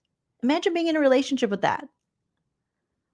If your boyfriend or your significant other is constantly talking about their ex, he's not over it. In general. Oh, she helps me all the time. We be like, each other, like do the thing. Because again, like I'm not to compare, Like, right? in what this way? is relatively new, and that. Does Nick hate Ariana or something? What is going on here? Is he mad because she never did his podcast? Because he's like, what's different? What's better about this than with Ariana? Sort of just kind of drifted away. And it was just something like, which is unfortunate. It's unfortunate. It became a comfort thing. She was still like, the relationship's over. Yeah. She's not a very good op. How do you guys help each other? In general. Oh, she helps me all the time. We be like, help each other, like do the thing. Because again, like I'm not to compare, Like, right? in what This way? is relatively new, and that that was It but like feels it like- felt like you, right or wrong, it felt like in the past you felt less taken care of, that you seem to feel taken care of now. And what for you is the difference? What are we doing? Nick Viall, what are you doing here, Mr. Feminist? You've been on a kick acting like you're one of us, like you're there. Ooh, go girl. Fuck Justin Baldoni. Go Blake Lively and shit. But everything you're saying points to that you don't really believe that shit. Because you're saying, who needs to take care of Tom? If you're in a relationship with a man, a grown-ass man, now you're taken care of. Because you seem like you weren't taken care of before. How is she taking care of you? What in the 1945 is happening here? What do you mean is she how many sandwiches have you made me? Like, what is this man talking about? What is the Yellowstone reject talking about? Vicky, you don't have to take care of him. He is old enough to be your grandfather. He should be taking care of you. Like, it felt like you, right or wrong, it felt like in the past you felt less taken care of, that you seem to feel taken care of now. And what for you is the difference? I don't want to say less. I don't want to make it like a taking care of thing, like it's all about my needs and all that stuff. I don't want to make it like Listen, that. We were just every more relationship you independent. need to take care. These men are so weak. They're so fragile. They're so toxic. The bitch didn't take care of them. Yeah. Uh-huh. And now Nick Viall sees the tides turning a little bit, and he thinks, oh, there might be a true Sandoval redemption arc. Now I'm going to jump on board of this. And now I'm going to talk about how he wasn't taking care of him in his past relationship. And how is she taking care of you now? How is he taking care of himself? Anyone? His mom? Paying his mom back? Why is it always who's going to take care of this elderly man? He should be able to take care of himself. What are we doing here? Care of each other, right? Yeah. You need to connect. You need to take care of each other. That's and for different reasons, and good times and bad, you need to. But when I first met him, it was a shit show. He was so insecure. He felt so beat down. Vicky, this man has never been insecure a day in his life. He is feeling himself. He is the lead singer of a karaoke band, and he can't sing. That takes confidence and delusion. A nice mixture of confidence and delusion, and maybe drugs. Okay, this man shaves his forehead. This man is all about his looks and all the ma'am, this man hugs himself. He loves himself. He's like Jax Taylor, jacking off all the time. We're not going to, his confidence was beaten down. This man sticks his dick everywhere it doesn't belong. And we got to worry about his confidence. I mean, the world was going after him and everything. No one was going after him. They were reacting to his behavior. No one went after him. No one was like, you know what? It's Tuesday, March 2023. Let's go after Tom Sandoval. Let's get him. No, people were just reacting to his extremely bad behavior. His decisions, as he says, his fuck up, his mistakes, the decisions he made. This man is so different now compared to when I first met him. The insecurity, like, I don't know, he's still chugging Sprites, talking like a fool, dressing like a 16-year-old in 1996, using like and unlike commas as he speaks. Doesn't seem much different to me. And Nick said he did a 360, so same person. So beautiful. Like, oh, baby. That What? Oh, baby. Oh, this is over. We're calling it. It has been so fun with you guys, but I feel physically, oh, baby. This man is so beautiful. gag me with a spoon. Oh my God. You guys, no. No. Oh my God.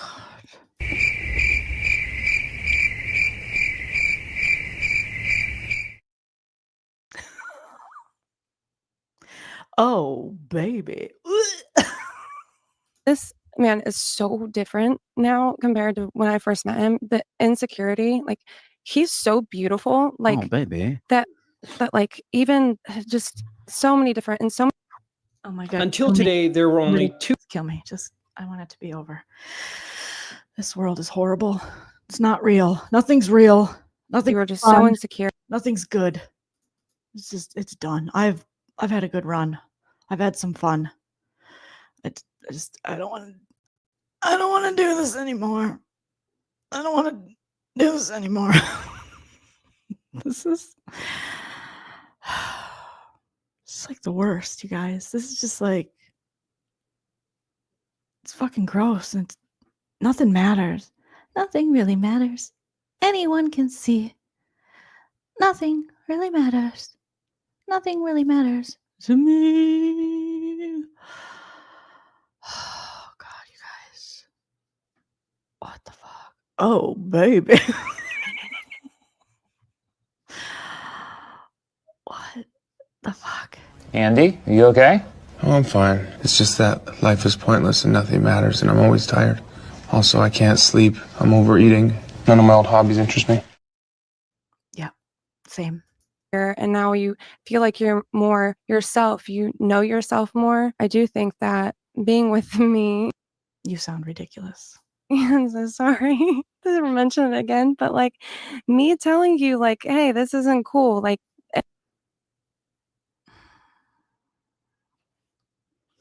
so I really think like me being there and telling you like, that's not cool. Don't do that. Don't put that in your mouth. Don't swallow that. Don't eat that penny. Don't drink that. That's bleach. Don't go there. Put on shoes. Those aren't the same shoes. You should go potty. You're pooping your pants right now. Get to the bathroom. You pissed yourself. Go change yourself. That's not going to work. You've been potty trained. Me staying on your ass and having to be the woman that watches over you and tells you what to do, even though you're 96 years old, is the reason that you're better. This is pick me energy. This is, girl, when you break up and he does this to you,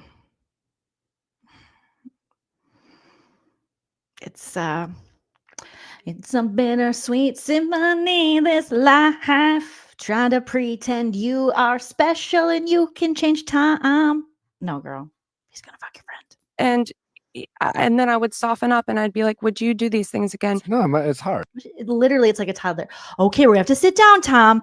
Now, would you do that again? You threw your feces at me, Tom. We don't do that. We don't do that. We keep our feces in our pants, preferably in the toilet, Tom. No, Tom, we don't hit. Tom, we don't scream. Tom, no, you can't have that. No, you cannot have that cocaine, Tom. No, put that cocaine down. No, Tom. Right? You know, Yeah. you think you see one thing, you get told another, must be confusing. Yeah. You know. Yeah, and I know too that like because of my past and what I've He's like a helpless baby. done, like there's different rules with me now, and that's something What? There's a different safe word. Now it's Schwartz can't get it. Before it was Schwartz can get it. that I have to live with, and I do live with that, and I understand that, and I accept that. You know, I understand that. You know, on a normal, like normal people that haven't done what I've done. Like they can have more freedoms. You mean healthy people? And more things, but like as somebody who's I feel what the hell is he talking about? I've done what I've done, and so now I have to like. So there's a chastity belt. She puts something on my dick. There's a lock. It's a key. She only has the key for it. And in case of emergency, you can break it because it is. There's a way to break it.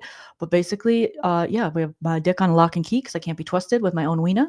So yeah, that's what we're doing now. Done what I've done. Like it takes time. It takes time, and I get that. Well, it is kind of it is ridiculous, and you said this, and I'll say it, but like, and it doesn't make it okay. But like, no, the internet acted like you invented infidelity, and it's just Nick Viall, you fucking hypocrite. You two-timing, lying ass, opportunist, fake feminist fuck are gonna go, the internet acted like you created infidelity. You're jumping on the bandwagon that same tired cliche of it's not like you murdered someone when you yourself were going at him, dragging him, and now you're jumping ship because you see the tides possibly turning and you have no integrity, allegedly. And so now you're just like, yeah, the internet. It's the internet, right? It's all the people. Act like you invented infidelity. Sir, nobody ever thought that. And why do you have to bring it to those kind of comparisons? Like, it's not like he killed someone. It's not like he's the first person to ever cheat. That doesn't absolve him, or that doesn't mean that you get to dictate or control how people react to that behavior of someone they've been watching on a reality show, sharing their life for 11 plus years, and not even the act of it. You're dumbing it down, and you know better because you profited off of this and you went live about it and you did your podcast about it. So you know better. So dumbing it down to just infidelity, and you know it's not that. You know it's not that. You know it was a pattern. It was continued behavior. It was more about the cover up. It was more about after being caught and how he treated Ariana and how he spoke to women and the us being able to see behind the curtain of these toxic men that were protected by Bravo for so long. And now you're going to jump right back into your male privilege and your shitty toxicness, and you're gonna go, oh no, it was just cheating. Who hasn't cheated? Natalie, are you listening? Are you listening, Nat? Because this is gross. If this was my husband, I'd be like, bitch, what is wrong with you? What are you doing? What is going on? What? Sad reality of relationships. And then like, and I think that's what's fascinating about SANDOVAL, because so many people were trying to like understand why it blew. Like you were doing that. All these people understanding, talking about, that was you pretending you understood, pretending you gave a shit. Please. Nicole Larson. Exactly. Thank you for the super chat. He needs a mommy, not a girlfriend. Yep. And he is too old to be raised, and he's got to pay his mommy back because he still owes her $250,000 allegedly. Blew up the way it did. It is if it's still somewhat of a mystery, but it's somewhat. I understand. Yeah, you became the poster child of. Did you hear that? He said it's still somewhat of a mystery why SANDOVAL was as big as it is. He doesn't get it. He doesn't try to get it. He doesn't want to get it. He's still the victim of his own crime. There he sits. Yeah, it's still. Yeah, I still don't get. It's still weird. Still weird.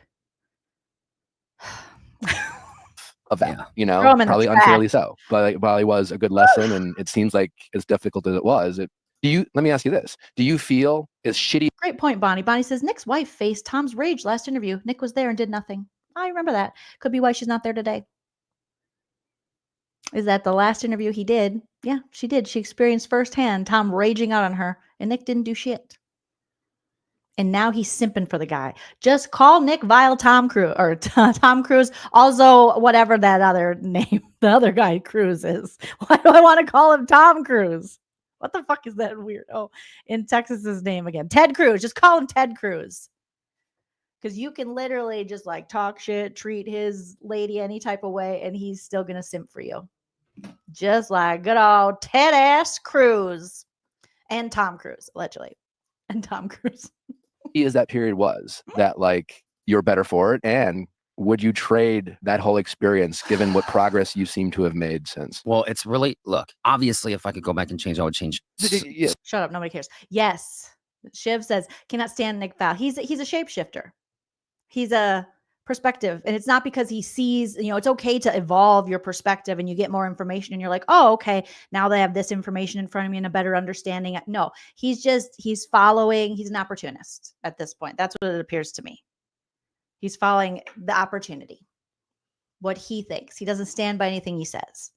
When everyone was calling Tom, he's like, I better get on that train. And now he sees the tide shifting a little bit. He's like, I better get on that train. And he's my friend. And we might do a threesome with Vicky. And Vicky's like, what are you guys talking about? What are you talking about? He's Ted Cruz. Just call him Ted Cruz. Just call him Nikki Cruz. So much. I'm not saying, I wouldn't do it. And people, I don't want people to throw that in your face. But, I'm just saying, meeting her and being with her, it's like, who knows? You know what I'm saying? And so it definitely gave me a swift kick in the ass. You know what I mean? And not a big enough one. So many ways. It was a real eye opener. Yeah, I love how Tom's expecting us. Here's how Tom thinks we're expected to believe he suffered. Okay. Tom Sandoval. Yeah. It was horrible. People turned against me so much so that he was able to get on more TV shows than he ever was in his life. He was able to sell tickets, allegedly, to his karaoke shows. He was able to go on tour, even though he can't sing. And he went on tour as a lead singer. He was then able to date a model who used to date Leonardo DiCaprio. Oh, sir, no one has suffered the way Tom Sandoval has suffered. So you're with a hot model lady, which, all you value is looks anyways, and youth, because you're old and, anyways. And you got more opportunities on more television shows, which is also something you value than you ever had before. You wouldn't have gotten on Traitors or any of these other shows just being Tom Sandoval on Vanderpumprules before Scandoval. So miss me again for the millionth time with, I have suffered so much. And then you got with a hot young model who dated Leo. Yes, you sure have suffered. And a real true, like, hard knocks learning experience. And it definitely toughened me up in a lot of ways. And it gives you. You're still a diaper baby to me, sir. I don't know how you got tough because you are still a fragile man. A hardcore reality check. You also get to hardcore. Maybe your porn, but not your reality, sir. See, like, how, when they call, like, what I'm doing, being on a reality show, a double-edged sword, you see that double-edged sword. You see.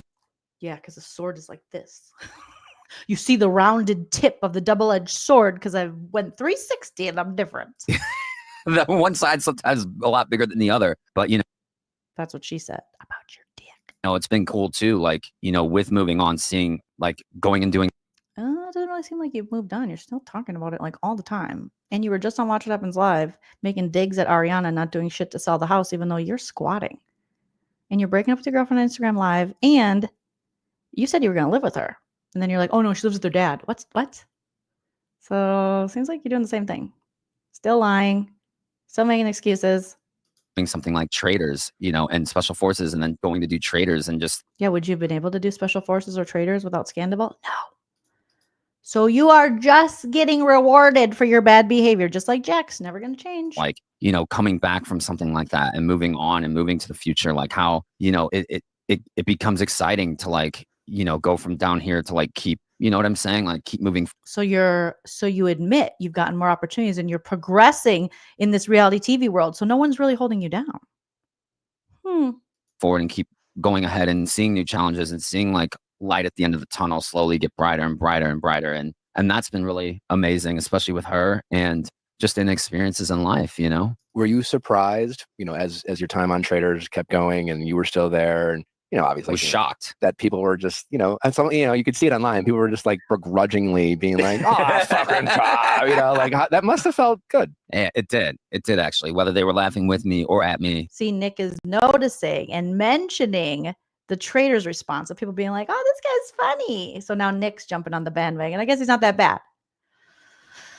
Oh, Nick, you stand for nothing, Nick Cruz.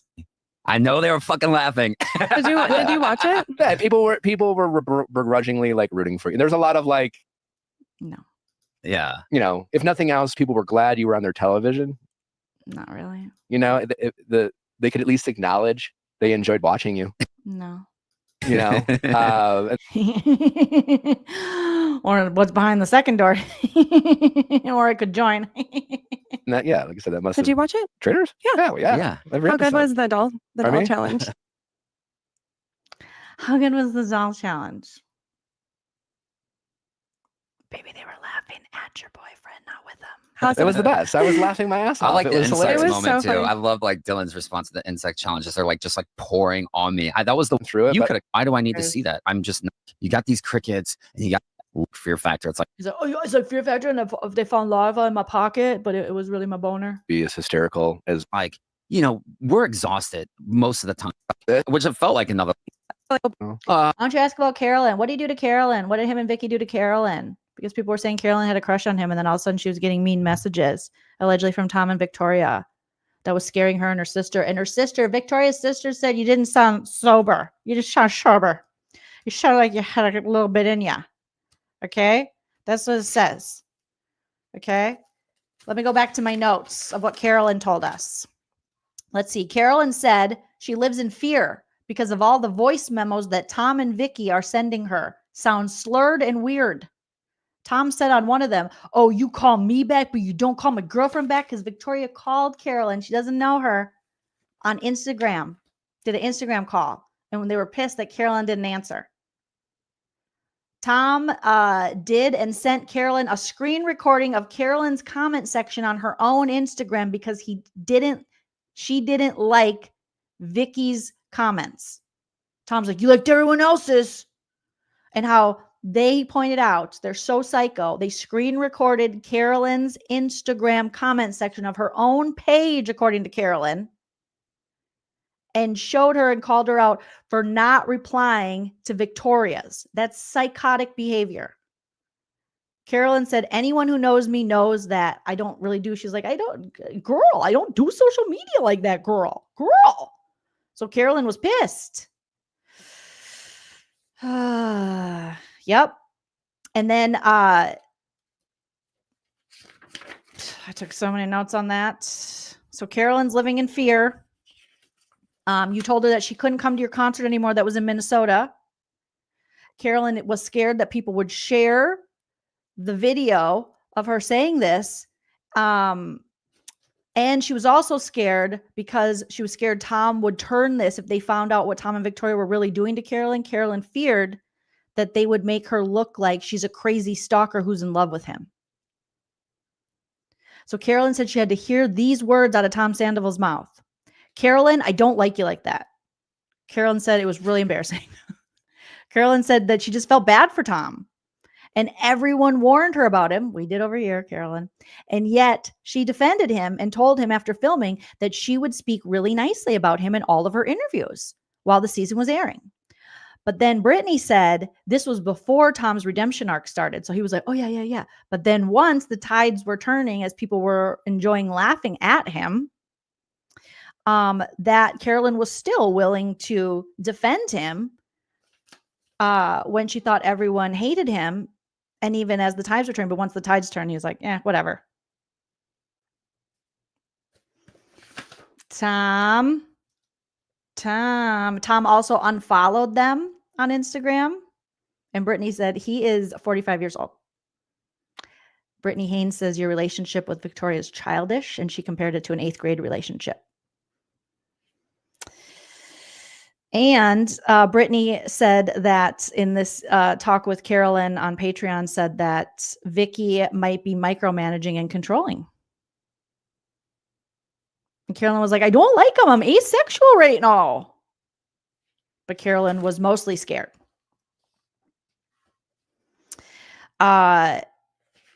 She also said that once the crush rumors came out, that's when they started acting really weird to her.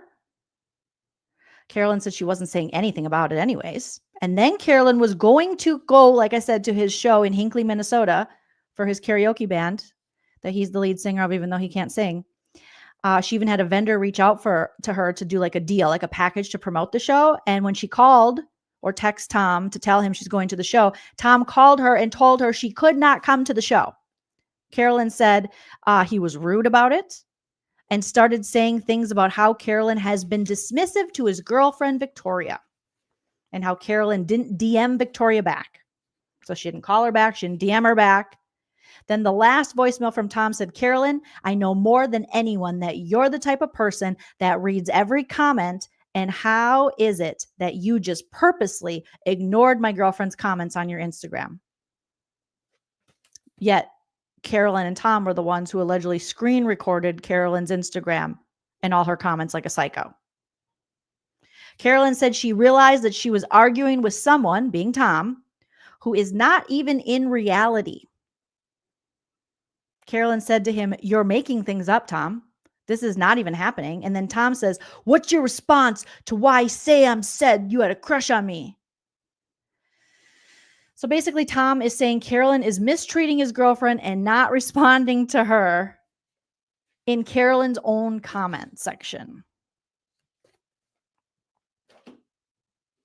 I mean, this is the guy we're supposed to... So he didn't stop getting boners for other women, or stop objectifying other women, or stop cheating, or contemplating cheating, or setting up cheating, or flirting, or whatever. He just started bullying the other women more. We've seen Victoria say multiple times, like, these girls just like come in like his DMs and like say these things. Tom's like, yeah, they're like, come to my wedding. Oh, I got hot friends. So really, they're just, again, he's doing the same thing, villainizing women. So it's Carolyn's fault that Victoria can't trust Tom's dong because Tom doesn't make good dong decisions. That's Carolyn's fault. So let's harass Carolyn, who stuck up for you during interviews. Now, we called her out and we were like, Carolyn, what are you doing? Don't waste your time. Your star's on the rise. And then when Tom didn't need her anymore, he threw her away, which is what he does to all women. He always does this. We've seen this happen so many times as he's lived his life on social media and on television for the past 11, 12 years. But instead of holding him accountable and being like, watch your dick, sir, you are going to go bully anyone who you think has a crush on him. Okay. But he's changed. He's changed. Don't worry, guys. Don't worry. And remember what Billy Lee said about Victoria being a piece of work. And that friendship got ruined. And Billy Lee, as much as we hated it, stuck by Tom, watched him go in an ice bath, caped for him, I should say. Didn't cap for him. She caped for him. And she white knighted for him. And he threw her aside too. Because this is what he does. And eventually, Vicky, it's going to be you next. That's just how it works. This isn't going to last. I'm sorry. He hasn't changed. You're just now helping him shit on more women, which is not a good look. So I don't know, girl. But you're going to need us when he dumps you. And I don't know. This time I might not be there. Okay. I'm for women, but this time I might draw a line. Okay. There were a few at times. Yeah. Damn, it sucks. Yeah. But now it's it's great. Yeah. Does it feel like life's a little bit back to normal for you? Yeah, a little bit. Yeah, for sure. I mean, definitely more than a little bit. It's definitely gotten better, and I really appreciate it. I really appreciate everybody, who was cheering for me, rooting me on. Like, I really do appreciate that. It means a lot, especially just, yeah, it was really nice. It was unexpected. Can we talk about your glowing skin? My glowing skin. Oh, thank you. I actually had to consider coming back. She looked great. Yeah. A couple weeks later. It's that day, just healthier lifestyle. Just like, yeah, I'm not going to do that like, shit if I'm not the drinking all the time anymore. No, like, girl, you guys were just like wasted and fighting and breaking up with each other and on all these Instagram lives. Like, when did this healthy lifestyle start? I'm so curious.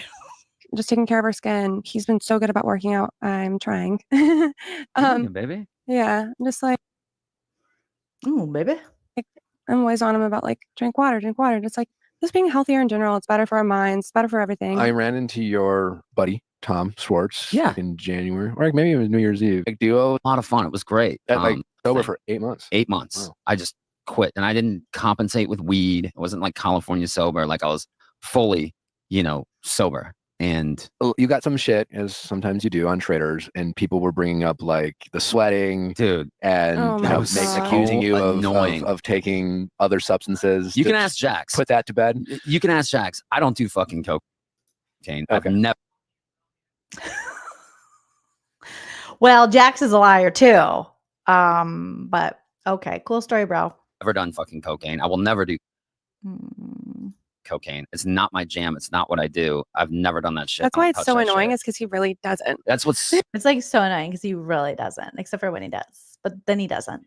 So, like, if I was like a, casual every once in a while user or A casual every once in a while coquette. whatever, I still wouldn't be doing it on that show. But he's actually like against don't it. do fucking cocaine. So that's why it's so annoying to be accused of something like that. And I can tell you, it sure as hell was hotter than it is in this room right now, in that room. And it was 23 people, all kind of stressed out. And I was wearing a very thick wool sweater and I wasn't feeling great. And I wasn't feeling great because I was coming off of cocaine. No, I don't do cocaine. That was a fuck up. No, it was the mistakes. No, it was bad decisions. No, I don't do cocaine. I wasn't the only one. I thought we were done like with our breakfast scene. So I'm like, I'm ripping off this giant thick wool sweater immediately. Dylan did the same thing. They just Quit throwing Dylan under the bus. We know Dylan don't do no cocaine. Just cut You got the Coke sweats. Coca-Cola Classic. him out. He was literally sitting in a white tank top, like just chilling. They're like, dude, you got to put your shirt back on. They told me the same thing. I was like, I'm fucking dying in here. It's so hot. Like it was really hot. Yeah, Dylan did say it was hot too. He was like, I feel lucky that I had a white tank top. Yeah, he also was like, Dylan's like, I'm sorry. Don't include me in this shit.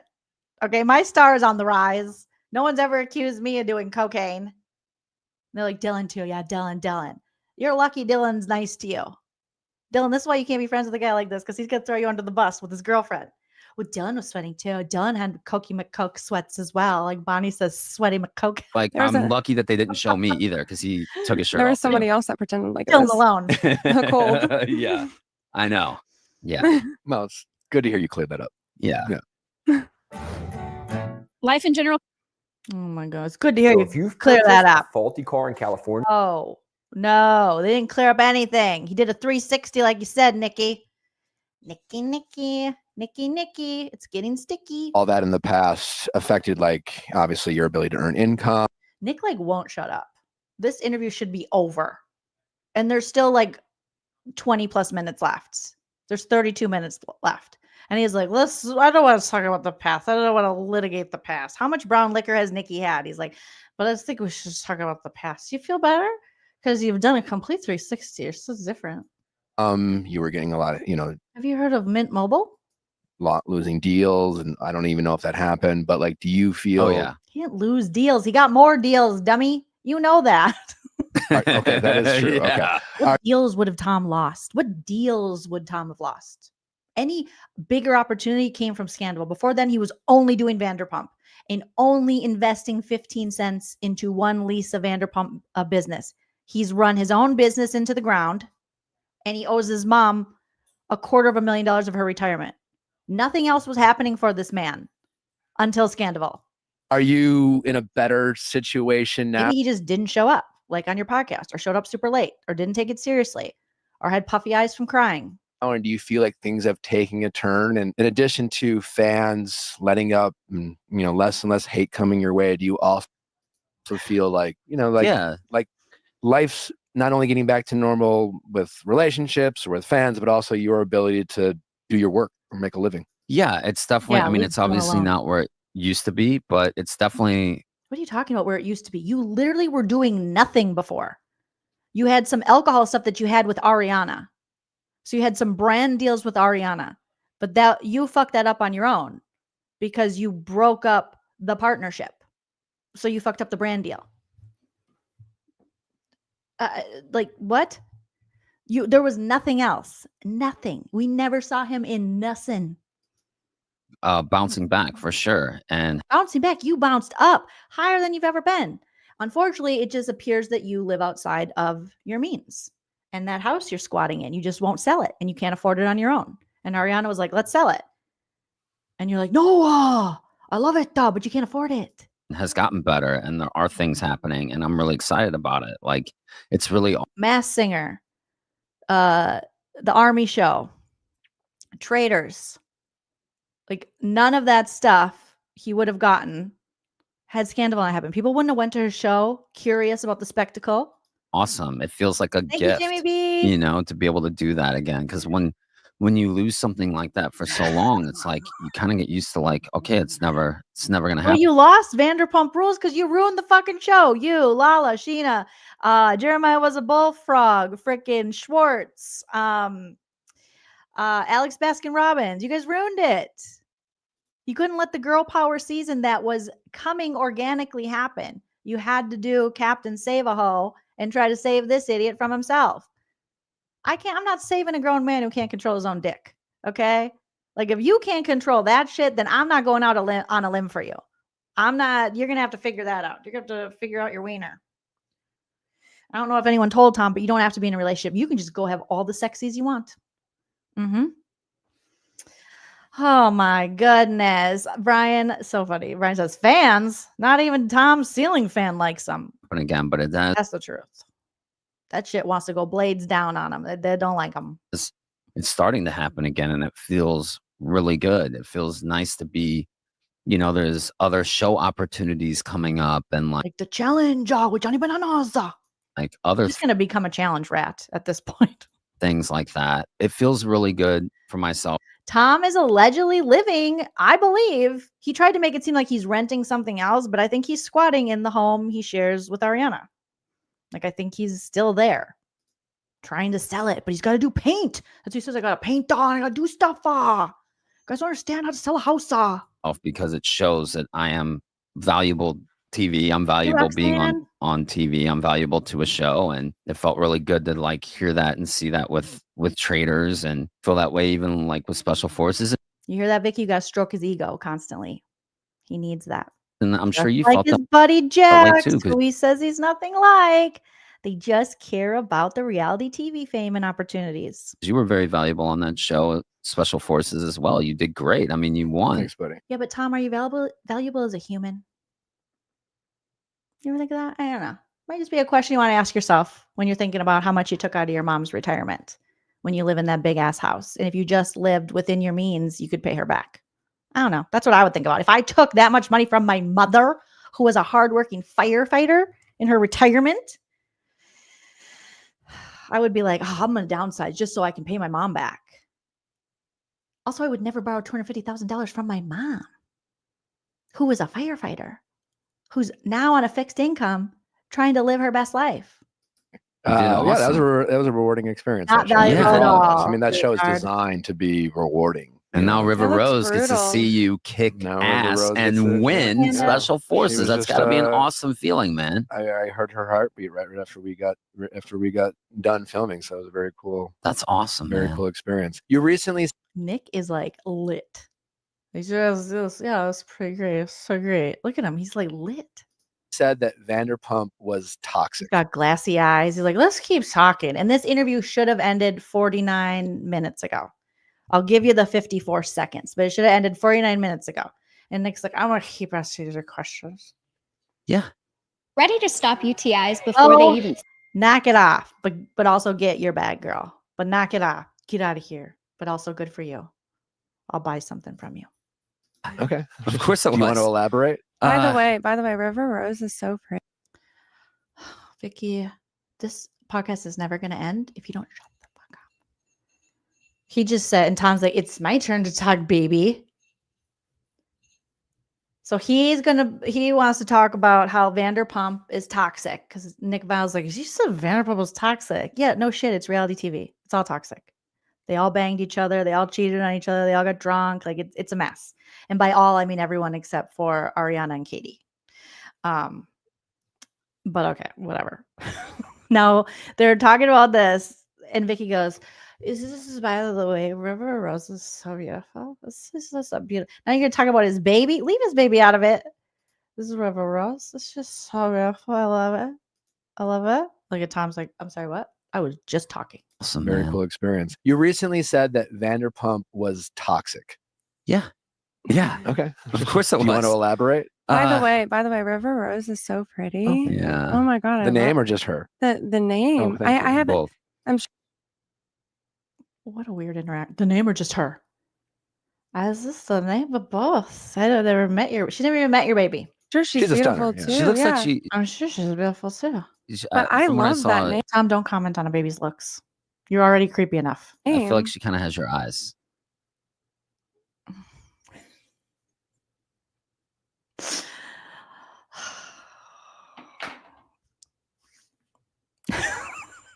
Well, I think she has my mom or her other grandma's eyes because I have brown eyes, but she has blue eyes. But I'm just saying the shape. She looks like me though. The shape. I love the shape. I'm just saying the shape. Yeah, the shape. Yeah, the shape. Yeah. He's like, actually, she doesn't like this shit. Love that name. Oh my god. I love that name. Oh my god. I'm gonna have like 10 million babies and name them all River Rose 1, River Rose 2, River Rose 3, and River Rose 4, River Rose 5, and you get all the way up to the number. Gosh. That's really cute. Yeah. Well, if you guys have a kid, you're welcome to. You just offer them up your baby's name? What does Tom Sandoval have on this man? Well, if you ever have a kid, you can name your baby that. Thanks for the brown liquor. Oh my goodness. Get a tolerance. But I guess I don't know if you spoke elaborate on that, what you meant by that, or if that was just a statement. But I'm That's curious. what was so great about Traitors too, and like, shut the fuck up. I'm skipping ahead. Right, Christopher? He's like, I literally cannot. This is crazy. They talk in slow motion, like River Rose is so beautiful. She's just so beautiful, you guys. I love her.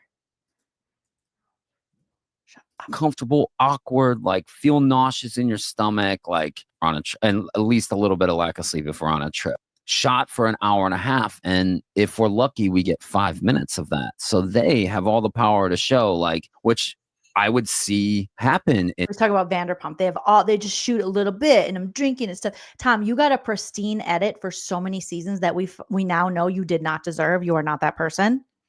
So you should be kissing their ass. You should be singing their praises. It wasn't toxic for you. You basically almost got away with murder.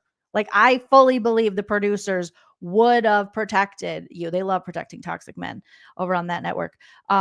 So they would have protected you. They've been like, Tom ran someone over. Well, let's blame it. Who can we blame? Blame it on Ariana, right? She probably left him with no batteries, no paper towels, wasn't blowing him.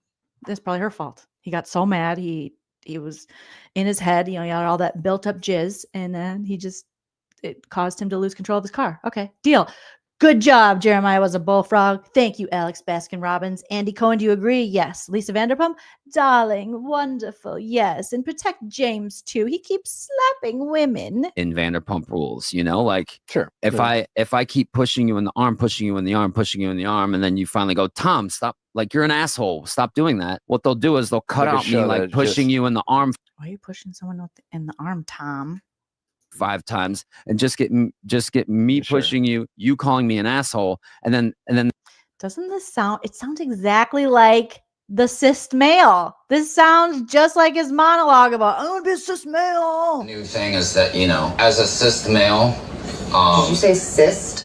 raise your voice, yell, do whatever you feel entitled to do. But as a straight male.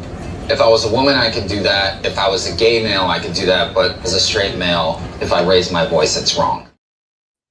Tom just wants to push people, raise his voice at women. That sounds the same as what he's doing here now. And they create the debate. They create the debate online. Whose side you on? Are you team Nick or are you team Tom? And I saw, you love that shit. Every time you're watching them inside, you're like, ooh, you tried to make the Toms a thing. Like, you loved that shit. You loved yelling at the women on your cast, throwing people under the bus, being holier than thou, being, the one that gets to kind of narrate the seasons when your little interviews and diaries. Sir, you benefited from that shit for so long.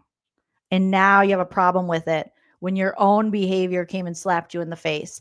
And when the fans weren't believing this Captain Save a Hoe Bag Tom edit in the last season. Okay. I've been on the show with other cast members who abuse that and do that.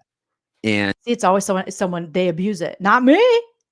I am to try to provoke you felt like they kind of because he didn't contribute to the toxic environment. None of his toxic behaviors everyone else saw, not him. They know they're gonna keep heckling you, going after you, attacking you till you finally snap, and then they don't show the heckling, like the lead up to like all the heckling and all the like badgering. What I would love him to give an example of this happening to him on the show, because I've seen him do that to people. But where did this happen to you? That you were getting heckled and heckled and heckled? And is that how your dick got into Rachel Raquel? Ariana was just heckling me. Didn't show that. They just showed me banging Rachel Raquel. But really, it was Ariana. She was like, hey, be there for me. I just lost a family member. The dog passed away. don't go out and party and have sex with my friend. She was just being totally unreasonable. And then they show you them saying it one time. Clean the cat litter, bitch. Or something once, and then you getting upset. And then cut, print on the, you know what I mean? Like, yeah. Speaking of toxic, one person that I've been even more critical than I ever was of you was your past castmate, James Kennedy. Yeah. Who was incredibly hard on you when SANDOVAL was going on. And say what you want about what you did, but like for me, what he's been accused of. That doesn't negate that Tom is still a narcissistic asshole who shits on women and is toxic. Like, we have to, again, this is fucking Nick Viall going to the whataboutism. Well, what about James Kennedy? Well, it's not like he hit a woman and James has been accused of abuse and Tom just abuses his own dick and lies to his women and is manipulative and toxic and whatever, but he didn't physically. It's like, why do you have to compare? They're both trash. Can't they both be trash? Can't two things exist like at the same time? These two people, they don't have to be compared to each other. They both can suck. Both things can be true. James sucks. Tom sucks. 3 things can be true. Jax sucks. 4 things can be true. Schwartz sucks. They all suck. Bravo, you can't pick them. You got a horrible picker. You love to enable and monetize shitting on women and toxic dudes. And we see it now more than ever. And we notice it and we're awake and we're calling it out. And yet it's like, well, at least he didn't push her down like James. Nick Viall is showing that he is being a Viall. By multiple people, I think is unforgivable. And I think it's a certain kind of person that I really don't think you are.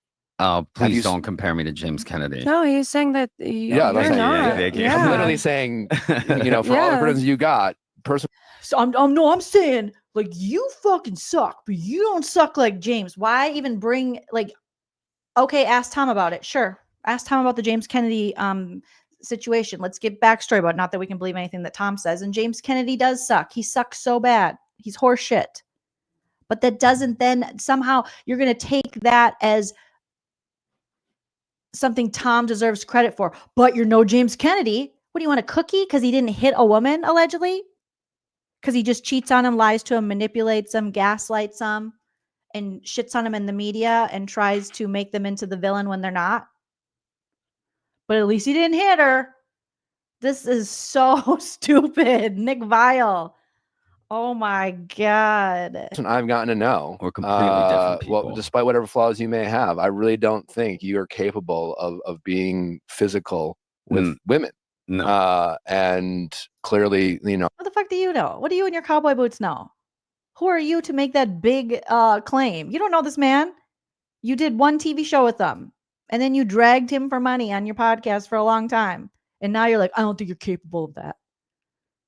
I felt like, you know, I had gotten to know James a little bit, seemed like a nice guy, but then you kind of heard all these rumors in the past, but you just like, you don't really know. And then that stuff comes out. I've since talked more to Kristen Doty, but where do you stand with him at all? And do you have any thoughts and feelings on, you know, because quite honestly, I was very disappointed in like how Lisa. Okay, let's just like call it how it is. Tom never gave a fuck if James was abusive towards Kristen or anybody else, because he still befriended him. He still wanted to be his boy, even when James and Kristen hooked up. And even when he knew what he knew, he didn't believe a woman who he was with longer. Both James and Kristen, you know, he could have chose to believe Kristen. He didn't. He believed James and was friends with them. So why do we need Tom's opinion on this? Like, it was only when James went directly after him during SANDOVAL that then James's abuse became a problem to Tom. He didn't care before then. He just cared once James wasn't simping for him anymore. His hand. James was trying to be the number one guy in the group. But before then, all the rumors were out there, all the allegations. He was even having an affair with James' ex-girlfriend who claims abuse. But he didn't care. Handled it, and what seemingly she seems to cover for him in ways that I don't think she covered for other people. But do you have anything to say on the topic? Yeah, you know, especially considering James and I's past. Yeah, he was, you know, he was getting chants going like Sandoval's a liar, and you know. Well, that he was true. He's an abusive asshole, but you are a liar. But unlike James Kennedy, I'm not going to kick him while he's down. I'm sure he's dealing with a lot. But with that being said, you know, whether there's alcohol and no, this is the time. This is the time where you can stand up and say, no, I am a changed, different kind of dude. This would be the time where you would call out an abusive man. This isn't the time. I'm not going to kick him when he's down. All he does is beat up women, allegedly. You know, I want him to get over that. What? This is the time when you should be using your platform as a man to be like, yeah, this is wrong. I'm a fucking dumbass and I treat women shitty. And what James did is wrong. And anything other than to go, I don't want to kick him. That just shows that you're just protecting more toxic dudes. He says the same thing about Jax during this interview. I don't want to kick him when he's down. Yes, please don't kick him when he's down. After being caught on camera, allegedly driving while under the influence with Brittany and his son in the car while verbally abusing Brittany. Yes, yes. Please don't stand up against that, Tom. We would hate for you to show us that you gave a shit. Involved or not, there's absolutely no excuse for a man to put his hands on a woman.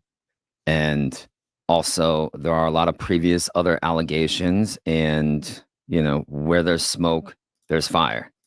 Okay, so then my next follow-up question would be like, how come when you knew that all these allegations existed and you saw and you said at the reunion after you guys were in a fight and no longer friends because James was calling you out during SANDOVAL, that you saw him act inappropriately towards women and sexually harass them at gigs and stuff, why did you remain friends with him for all those years? When you heard these allegations, you possibly saw some things. Why is it just now that you're speaking out about it? Why did you still befriend him? Why were you still hanging out with him? Why wasn't it bad then? Why didn't you do anything? Why didn't you protect any of these women? Why didn't you say anything? Why didn't you take a stance? Why'd you buddy with them? Why'd you want to make music with them? Like, why didn't you believe the women? But Nick Viall is not going to ask that. He's not going to ask that. He's not going to have Tom take any accountability. And so Tom's okay with being friends with an abuser when the abuser's being good to him, but when the abuser calls him out on his behavior, then he's like, oh, he's an abuser. You guys know that? We're like, yeah, and you knew that, and you still chose to be friends with him. So what does that say about you? That's all I want to really say about that. Can I ask you, why do you think Lisa has the position that she does? I don't know. Okay. I don't know. No, you know, you're just too scared to say. That's on her. I don't know. Understood. Okay. Yeah. Well, thanks for allowing me to ask the question. Thanks for allowing me to ask about the abuser on your cast, even though I'm not going to follow it up with why you were friends with the abuser and why didn't you believe the woman or the women who made the accusations, 2 of which you were romantically involved with. Cool. Because I know I'm sure it's not super easy.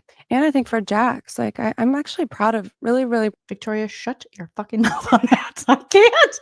This girl, I tried to paint a nice feminist hero story for you, and now I take it all back. Okay? You're not a spy. You're an enabler for toxic men. You're proud of Jax. Shut the fuck. He's done nothing. This is what he does, Vicky. Good Lord. I just want to say River Rose is a beautiful lady. I was so proud of Jax for doing the bare minimum and coming out with this, that he's sober because he's trying to get ahead of his behavior, his fuck up, no, his mistakes, no, his bad decisions. Is that what it was? On the upcoming season of The Valley. And he's trying to get ahead of that because he doesn't want the audience to hold him accountable, because he himself has said he's never been held accountable and he's been able to get away with everything because no one ever calls him up. And I'm so proud of him for doing cover story after cover story and going to Us Weekly and blaming Brittany, his soon-to-be ex-wife, for all of his rock bottoms and why he does so much cocaine and drinks and acts the way he does. I'm so proud of him. Proud of Jax for being sober, because that's gotta take a lot. That's kind of take a lot. Why is she here? Why is she here? Why is she here? That kind of take a lot. yes, Vicky, that kind of take a lot to own it to the world. Yeah. He hasn't, though. It's still Brittany's fault. And Brittany says he's not doing any of the things he claims to be doing with recovery. But okay, go on, Vicky. You know, that to admit it and everything, that's gotta take a lot of courage to even do that in the first place. No, they had to threaten his job, him being on television. It wasn't enough to talk about him being a good dad or being a good spouse or being a good person. They had to say, we're going to take away your TV time. And then he's like, fine, I'll do 17 days, 17 more days. His critics, me being one of them, would say it just seems like every time there's some sort of vulnerability from Jax, it always seems to be right around when a new season of whatever the fuck's coming out. And it sometimes comes across as self-promotion. Yeah, it's performative. It's him trying to save himself. Well, he has been sober. Okay. Tom, shut up. Well, even he can't get it out. He has been. No, he hasn't. No, he hasn't. Like whether it happens to be around the beginning of the season or not, it's fair. He's still doing it. You seem to. What timing is that? Come on. Even Jax, because Jax took advantage of SANDOVAL to benefit himself. Yes, he did. But that's the thing. I'm not Jax. Okay. You still have a soft spot for Jax. I just don't like to. I do not feel good when somebody is down or when they're like going through it, like dogpiling on them. That is not. Well, no, you do feel good. You did that to Ariana. You did that to Katie in her marriage and on the show. And when Ariana, your own girlfriend, after you shit on her and cheated with one of her friends and lied to her, then you kept dogpiling and it kept saying, we got to remind Tom, you love dogpiling on people that you hurt. Ariana doesn't do a goddamn thing in that house. I don't even know how her ass gets wiped. The girl's so goddamn lazy. You don't even empty the litter box of your cat. I literally pulled out the litter box and replaced the entire thing. I had 12 shits in it. It gets annoying to have her like talk shit about me like being a certain way when she literally is the laziest person. And that's after, so fuck my friend. That's after he had been carrying on this affair and lying, cheating, stealing, all the stuff. That's the kind of things that he continually said about her. And Ariana kept having to shut down misogynistic bullshit of other cast members, like Sheena's husband, Brock, acting as though Tom had somehow been castrated. He's been castrated. Tom's been, look at him, he's been castrated. And she's like, no, bitch. When the whole cast was trying to get Ariana to go against her own boundaries that she set with this man who was so problematic to her and so hurtful, and then, wanted to paint her as the villain. And she was like, what? And they're like, look at him. He's barely, Rachel Ricardo went to rehab and now he's knowing to touch his dick. He's very, and then Ariana has to be like, no, I didn't do anything to this man for him to treat me like this. I don't owe him shit. And they're all like, but you do. Boy, I think you do. And they're like, she's like, no, I don't. This guy has been castrated and he's sitting in a corner. I disagree because he's literally throwing jabs at me. So he's not castrated. This man not only tried to ruin me, but now he's saying everything he possibly can to make me seem like a horrible partner. And if this is the type of conversations that he has about me when all of these people are present, like f any of y'all who aren't telling him to shut the f up. He's never gonna get it. Ariana, he did this. I did not do this. If he were to say to you, I don't want him to say to me. I want him to go jump in the ocean. No, he has no way of winning. Hello. No, Lala. No. Hello. Okay. I did not do anything to him. Period. Yeah. Well, there's Lauren from Utah. So what can he do to win? What are you talking about? He's losing because of his own actions and behavior. But they were so desperate for the paycheck to throw their friend under the bus for this redemption arc. And then it fucking sunk the show anyways. Idiots. Not a good feeling to me. I feel like they're already getting it enough, but I'm just saying, like, I'm not going to be that person. And I don't know if it's necessarily a soft spot or what. When I see that everybody is dogpiling on somebody. Tom loves to like rewrite history and his character. When we've seen him, we believe like what you show us and what you do, not these lies that you tell us. He's like, I'm very sensitive, bitch. No, you're not. You weren't even sensitive to the person you should be the most sensitive to when you hurt her. You still blamed her and villainized her and said the worst shit about her. He's really trying to like Jax, for instance, was somebody who's really trying to do something like every day. You got to do this every day. When I stopped drinking, I smoked a lot of cigarettes and I drank all day. You still do. Sir, you were literally just breaking up a few months ago with your girlfriend on Instagram Live and smoking cigarettes and go, don't tell my mom. To stop doing that it's like an all day, every day. How long have you stopped smoking for, Tom? Because you were just smoking in December and January. So I don't, what is it, April? Challenge. And you don't have anything numbing you. All you have to distract you is just trying to keep yourself What do you want, a fucking medal? Like, oh my God. busy and focused. And on top of that, your world is crumbling. So it's like Jax's world is crumbling, you know, going through divorce, all that stuff. He's got, you know, Cruz and, you know, he's been getting a lot of hate and stuff like that. And for him to be sober Takes enough of my money. I'm not giving him any more.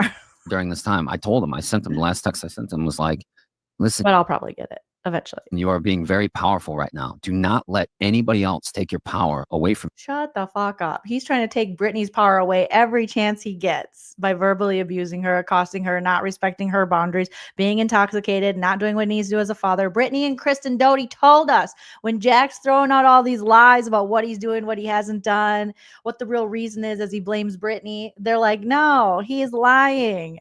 And now Tom's like, oh, you're doing such a good job. From you. What do you say? He really appreciated it because I saw some shit came out about him. Don't let anyone take your shine. So you are taking up, rather than contacting Brittany and being like, are you okay that it's coming out now, all this stuff that we already pretty much knew, but that, you know, that my friend is such a verbally abusive asshole prick face. Are you okay? I'm so sorry. You don't deserve this. Instead, he's sticking up for Jax. And this is why Jax continues to be able to do whatever the fuck he wants to get more opportunities, because no one holds him accountable. He told you guys, I can do and say whatever I want and I get away with it. And that's why I am the monster I am today in a lot of ways. And yet you still keep doing that. And so he's like, so you want people to be like, wow, what a good person you are. And you still want to be friends with the guy that you know and you've seen and you know this to be true. And he also had sex with your girlfriend. Let's not forget about that. While you were sleeping. They were watching, wasn't it during the movie Drive or something? Oh my goodness. And yet here he sits. It's like, Jax, like, you can do it. Be strong, abusive asshole. People aren't going to let you abuse people so easily anymore. It's going to be really difficult for you. You're not going to be able to get high and abuse people. Poor silly fuck. Him just like dogging him. And I'm like, you know, this to me feels like something that would be like, fuck it. Nobody cares. Nobody really gives a shit. It's all for nothing. Yeah. I'm just going to fucking go out and get shit faced and do. Why do we always have to care about the fucking assailant? Why aren't we worried about what Brittany's going to do? Brittany could hurt herself. Brittany could go, I guess nothing matters. Jax keeps getting rewarded for this behavior, but nobody's worried about that. The same way he didn't give a shit about Ariana's mental health, but everyone had to give a shit about his mental health. He basically said she was lying about having mental health issues and then said, I want to hurt myself while he's out on tour. And again, we got to care about these abusive, toxic men. Like, I don't give a shit. I'm more worried about Brittany. I'm more worried about Cruz than I am about what Jax is going to do. Jax isn't going to do nothing. Jax is going to Jax off. This is almost worse than the first interview because you would think 2 years you would have some growth, but this idiot just showed up on time and thought he did something. But like Nick Viall said, he just did a 360. Same person. Do some coke. Do you think I should be open to? Nick, you are such a fuck. I don't want to say pussy because pussies are strong. You are such a titty baby. Just like I've had a podcast lately. You're such a titty baby to be like, do you think I should be open? Should I be nice to Jax? Yeah. You just called out James Kenney for abusing women. Knock, knock, knock. Jax does it too. But well, maybe I should understand Jax. Giving him a You're so performative. You're so fake. You, yuck. little bit more grace. Yeah. I mean, look, that's up to you. I mean, bad, but I'm asking your opinion. I think so. Okay. Yes. Give Jax more grace. Just what he needs. When he literally told you, I get away with what I do because no one calls me out and people let me get away with it. Yeah. I think so. I think it's one of those things where Jax famously loved to say on every reunion, he would be like, you know, I'm working on myself. I'm a work in progress. But like, it was like, he just was saying that shit. It's like, he just like he's just saying that shit now. Nothing has changed. Nothing has changed. He only said he needed to get help and stuff when there were severe consequences coming. He was going to lose his reality TV gig. They caught stuff on camera that they were going to show in this upcoming season, so they're trying to get ahead of it. That's it. Like you had like a pull string, you know, that you pull it and you'd say like 10 different things. You know what I mean? And that was He's done nothing but work out. But again, I don't expect Tom, you know, to call that out because he's the same way. He's done nothing but lift weights and think, I'm different. Duh. He dyes his hair more. He gets more facials. But same dude. was one of them. But now he's actually doing it. So that's What's he doing? He's literally just working out. where I got to give him credit. And to me, that's evolving. And also, and I am trying to evolve. I'm trying to evolve. Oh my God. He's trying to evolve. Oh, that is not evolution. This is scary. The bar is so low for these dudes. It's so low. I think having a son and knowing, I mean, obviously, he's not even fucking taking care of his son. Brittany told us she's doing it. You having a daughter, it's like, you know that you are a model for that person. You know, you're an what a model. Example of life and how to be. And I think that is really starting to like hit him. If it hasn't already, I don't hang out with Jax like a ton. I don't. But Would you can consider him a friend or just someone you're supporting from afar?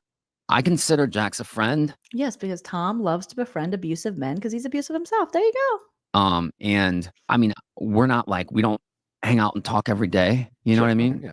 I don't have like a ton of people that I do that with as it is. But you don't have any animosity. Sandy says Tom will say whatever it takes to keep his career on upward trajectory. And Tom is not going to throw Jax under the bus because Jax is now the key and the ticket to the Valley. If Jax hates Tom Sandoval and doesn't want him on the show and threatens to walk and how much they protect Jax despite his atrocious behavior, then Tom doesn't get on the show. So that's why Tom's not really. And Jax probably has some other things on Tom that he will expose, like the cocaine. Or you're not distancing Not yourself. this week. No, I'm just kidding. I'm just kidding. Fair enough. No, we're cool. You know, he's Jax. He annoys me sometimes, but I've known him for a long time, and that's that's just who he is, and that's our friendship, and that's he stays in that place of our friendship where it's at, and it's cool. Like. But when I see somebody who's really, really actually doing something, when I see somebody go like piling on them, it's like I feel as a friend that I need to encourage him. And But you just piled on Ariana, and she was really doing something. Like she's done something. She has a real career. And I will encourage him, and I will champion for him, and I will. You're gonna champion for an abusive man. Cool story. Be there for him because I know what it's like. I know. To be an abusive prick? Know what it's like when people lose hope in you and like completely give up on you. Cry me a river, sir. Nobody gave up on you. You're getting more opportunities. You're dating a model young. Like, shut up. Yeah, man. I'm proud of you, man. Like you really. Oh my God, this circle jerk this is the circle jerk that never ends. It's a go on and on, my friend. I'm proud of you. All you needed to give them, but look at that bottle of Tom's. They must have drank that much of the bottle, as you can see it on the right there. Not half, but a little chunk there, and it all went to Nick Viall, allegedly, because he's like, I'm so proud of you, man.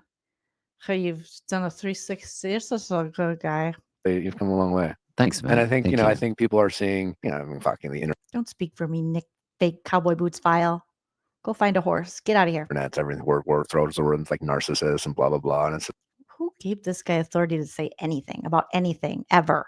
Just like you're hardly perfect, that's for sure, and certainly at times can be self-centered and selfish, and so as are. But like I hate it when people like dehumanize people for making mistakes. That's what you do. That's what you do. You literally do that. You did it to Tom. You're doing it right now in other pop culture stories you're talking about and shows you cover. Mistakes and things like that. And I'm glad people, whether they want to like you or not, or whether they want to fuck with you or not, whether they would introduce you to your sister or not, I'm glad they can see like the human side of you. I'm gonna introduce them to your brother. They feel like they lost that. And your daddy, and your grandpa, and your great grandpapa, and your great great grandpapa's grave. That a little bit. Yeah.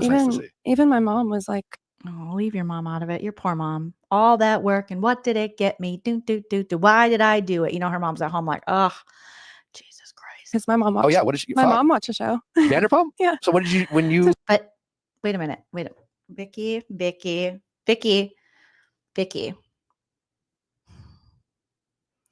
People tell on themselves. So your mom watched the show. Your mom was a fan. You didn't know who he was. Okay. Okay. She told me, and she was like, no. And your super good friend was a fan, but you never heard about it. Okay. Yeah. No. And what did you say to your mom? I was like, give him a chance. I really like him. And what does mom say to She her? had to meet him, and she had to it took a minute, but now she loves him. She absolutely loves him. My dad absolutely loves him. Oh, Really? dad. Whose idea was it getting into couples therapy? My mom actually suggested. I feel like it was kind of a suggestion for all of us, but I was very adamant about suggested it. it. Her mom. Yes. I try to. Because my mom. Vicky, listen to this part here. You are saying, my mom suggested it. My mom, he can't give a woman credit. He took the credit. Do you see? She's like, my mom suggested. He's like, no, I was very adamant. He's interrupting you to take credit away from your mother, the one who pushed you out of her baby door. She was like, ugh, who gave you life and sustenance. And this idiot who's just going to cheat on you. It's just a fact. Okay. It's a fact, Jack. If he hasn't already. Can't even give your mother the credit that is due to her. It took a minute, but now she loves him. She absolutely loves him. My dad absolutely loves him. Really? Whose idea was it getting into couples therapy? My mom actually suggested. I feel like it was kind of a suggestion for all of us, but I was very adamant about suggested it. Suggested it. Her mom. Yes. I try to. Because my mom does that herself. Sometimes you come up with the same idea around whatever. Oh my God. Tom Sandy Butt. You're the worst. No, I mean, sometimes you come up with the same idea, whatever, or at the same time. So he was like, no, it was parallel thinking. Your mom didn't do it, It was me, Tom Sandy Butt. It was my idea. He can't even let the love of his life, allegedly, her mother get the credit for suggesting therapy. I did it, It was my idea. Oh my God. What a freaking idiot. Whose idea was it getting into couples therapy? My mom actually suggested. I feel like it was kind of a suggestion for all of us, but I was very adamant about suggested it. it. Her mom. Yes. I try to. Because my mom does that herself. Sometimes you come up with the same idea around whatever, but we notice some things happening, especially with her like peeling back the layers. Her mom don't love him. Her mom does not. She is waiting. She is praying. She is doing all the things. She's doing witchcraft, trying to break them up. Nope.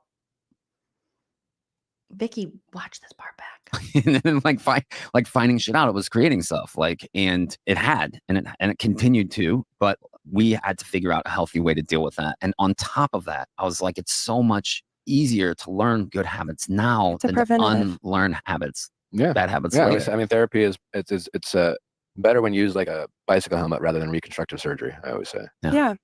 Wow, you're That's so a good. smart. Yeah, I like that. What's your favorite thing Wow, you're like so smart, Nick Viall. about Victoria?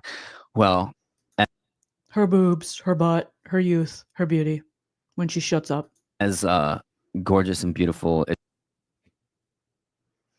superficial she is, she's so down to earth, so cool, and just so loving, and it's not what you said on your Instagram. So nurturing. She's nurturing. What, she got to breastfeed him next? Jesus Christ. Really fun and spontaneous. We're really spontaneous together at times. And it's because you can't plan nothing. You forget. We push each other. You're drunk. You got to be. We really kind of like pick up where the other one leaves off. We had the best first date ever. You're about to go there. Very telling. It just was like the best first date. It was just like, first of all, it like kind of came together like last second. It was like, wait, should we do this date? We planned on having a date, but like, let's not. And I was like, you know what, fuck it, let's do it. And so you're pretty exhausted. Yeah. And so we, I think we had it at Craig's. Yes. Back at Craig's. Deliberately, because that's where you guys met, or? We're at Craig's in West Hollywood. We're at Craig's. We're at Craig's. My mom built an altar at home, a Satan hell altar to send Tom Sandoval to hell and away from me, her loving daughter. That was just it just happened. We both like the place, and we like Craig's. Tom goes to Craig's all the time. Pretty sure he took Rachel Raquel to Craig's. Who cares? We espresso martinis. Yeah, we had some espresso martinis, and we sat down and we ordered a bunch of food. She had never had oysters before. In fact, she was like, "You can order."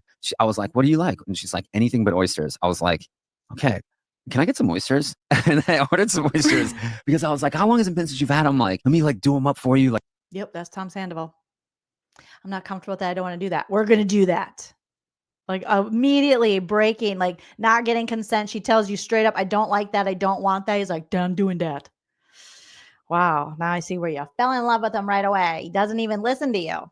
No, you do like it. Like, let me add the vignette, everything. And I did. And I was like, just try it once. And she tried it.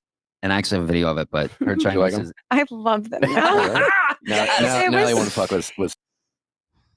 She's like, I have to. He's going to order them anyways. So to stay in this relationship and not poke my eyes out, I have to say, I love oysters now. They're so good. Seafood. I told him I don't want oysters are the worst. They'll kill me. I'm allergic.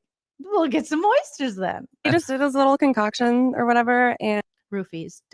No. Better not be Tom. And I was like, I can't believe I'm about to try this. And then it was great. And is Tom roofie and oyster? Tom.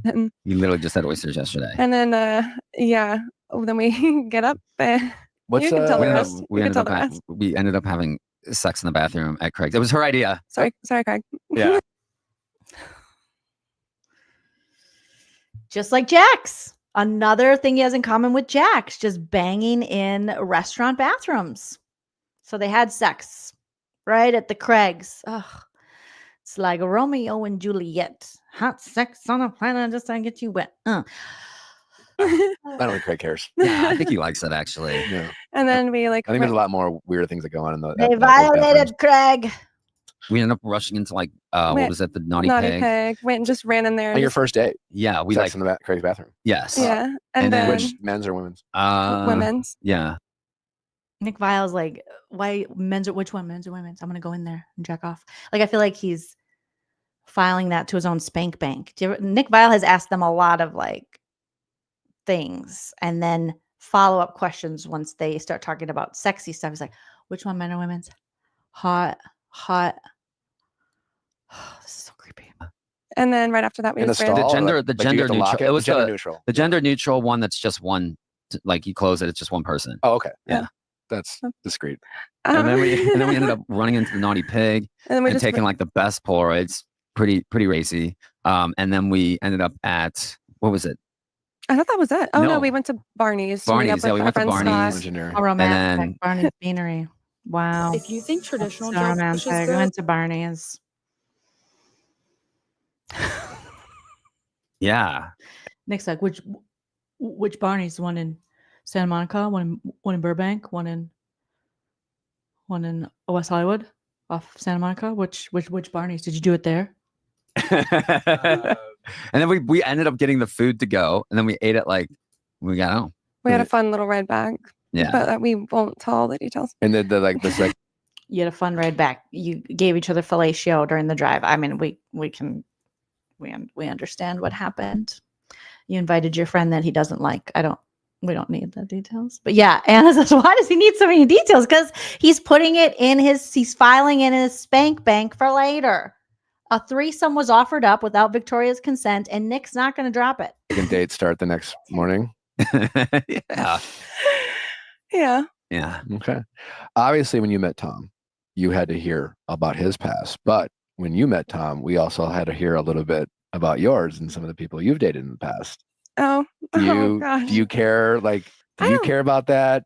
Do you care about people talking about your past? Are you okay? What's wow. So this is when Nick Viall's like, tell me what it was like to have sex with Leonardo spank bank.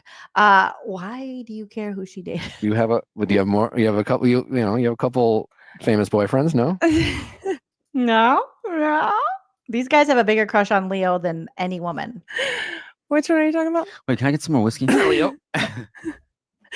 Did you date Leo? Is that true? Yeah, not true. So okay. A little more whiskey. Yeah. You do not need more whiskey. Okay. And Tom needs a drink. No, it doesn't. I mean, it doesn't bother me that she had a sex life before me. Wink, wink. He can just bang all of the world and have all of his dirty business out there.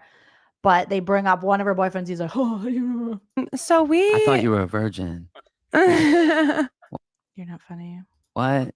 Sorry to break it to you. So him and I are still really good. We're not really good friends now. We if we see each other in passing. You hear that, Tom? They're really good friends. You're cool. We're cool. Yeah. I'm actually closer to Toby Toby McGuire. It's his really good friend. Oh, are you? Oh, interesting. Does Toby know? Then Blue. And Blue, yeah, they're great. I've introduced him to Blue. Did you guys and Toby. date, or were you just friends? That actually was a thing, or we had like a little thing or whatever. We would hang out like as friends for most of the time, and I think that just like so many girls were so like we would go out and we'd meet up, and then all girls would just like swarm him and just like stare at him, and it was just so freaky. I'm like, oh my god, like what is going on? Like. Victoria's major red flag is that she separates herself from other women. Like, it was so weird. Like, my friend had a crush on him, but I didn't know who he was. And then he didn't like her. And then I kind of then fell for him, but I didn't know who he was, you know? And it's so weird that like everyone knows about SANDOVAL and everyone's like, all these women are all over Tom, but like I wasn't. And it's so weird that like all these women would be all over Leonardo DiCaprio, one of the biggest movie stars in the world. And I was like, what? It's just Leo. You're still there. You're still trying to get with them and hook up. How are you different than any of these women? It's such pick me energy. It's such like, I'm not like regular girls. I'm like a cool girl. I was like, you're like a human. I don't even know you. I told Leo, like, what movie were you in? What's a Gilbert grape? What are you talking about? What's Titanic? What's a Titanic? I didn't see that. I seriously didn't see it. Like I did. My mom saw it, but like I did not see it. Girl, stop. And then I think he liked the fact that whenever I'd hang out with him, I'd just treat him like a normal person because he is a normal person, just very successful and great at his job, and and we were just. So, I mean, opposite of Tom, very successful and great at his job. Because Tom is not good at his job. He can't keep a business open, and the shows he's on tank. Vanderpumprules, which was his main job, and he tanked it and was part of it. And not very successfully, can't even buy the home outright that he's squatting in. So very different. We had a little thing, but we weren't like in a relationship, But we were fuck buddies. Cool. Yeah. I'm surprised she didn't say, because I'm like one of those girls, like I don't need the title, like I don't need like a title of girlfriend, like I'm just like whatever happens, like I don't even care. I'm like not possessive at all. Carolyn hasn't liked my comment yet. She liked all 626 comments and she gave them hearts and some replies, and I'm the only one. I screenshotted, I sent it to you. Now I want you to call her. Okay, anyway, sorry. I like don't like worry about that stuff like other women do. Like women are like jealous and weird or want relationships. I'm just like whatever happens. I'm like really cool. Do you have other famous exes?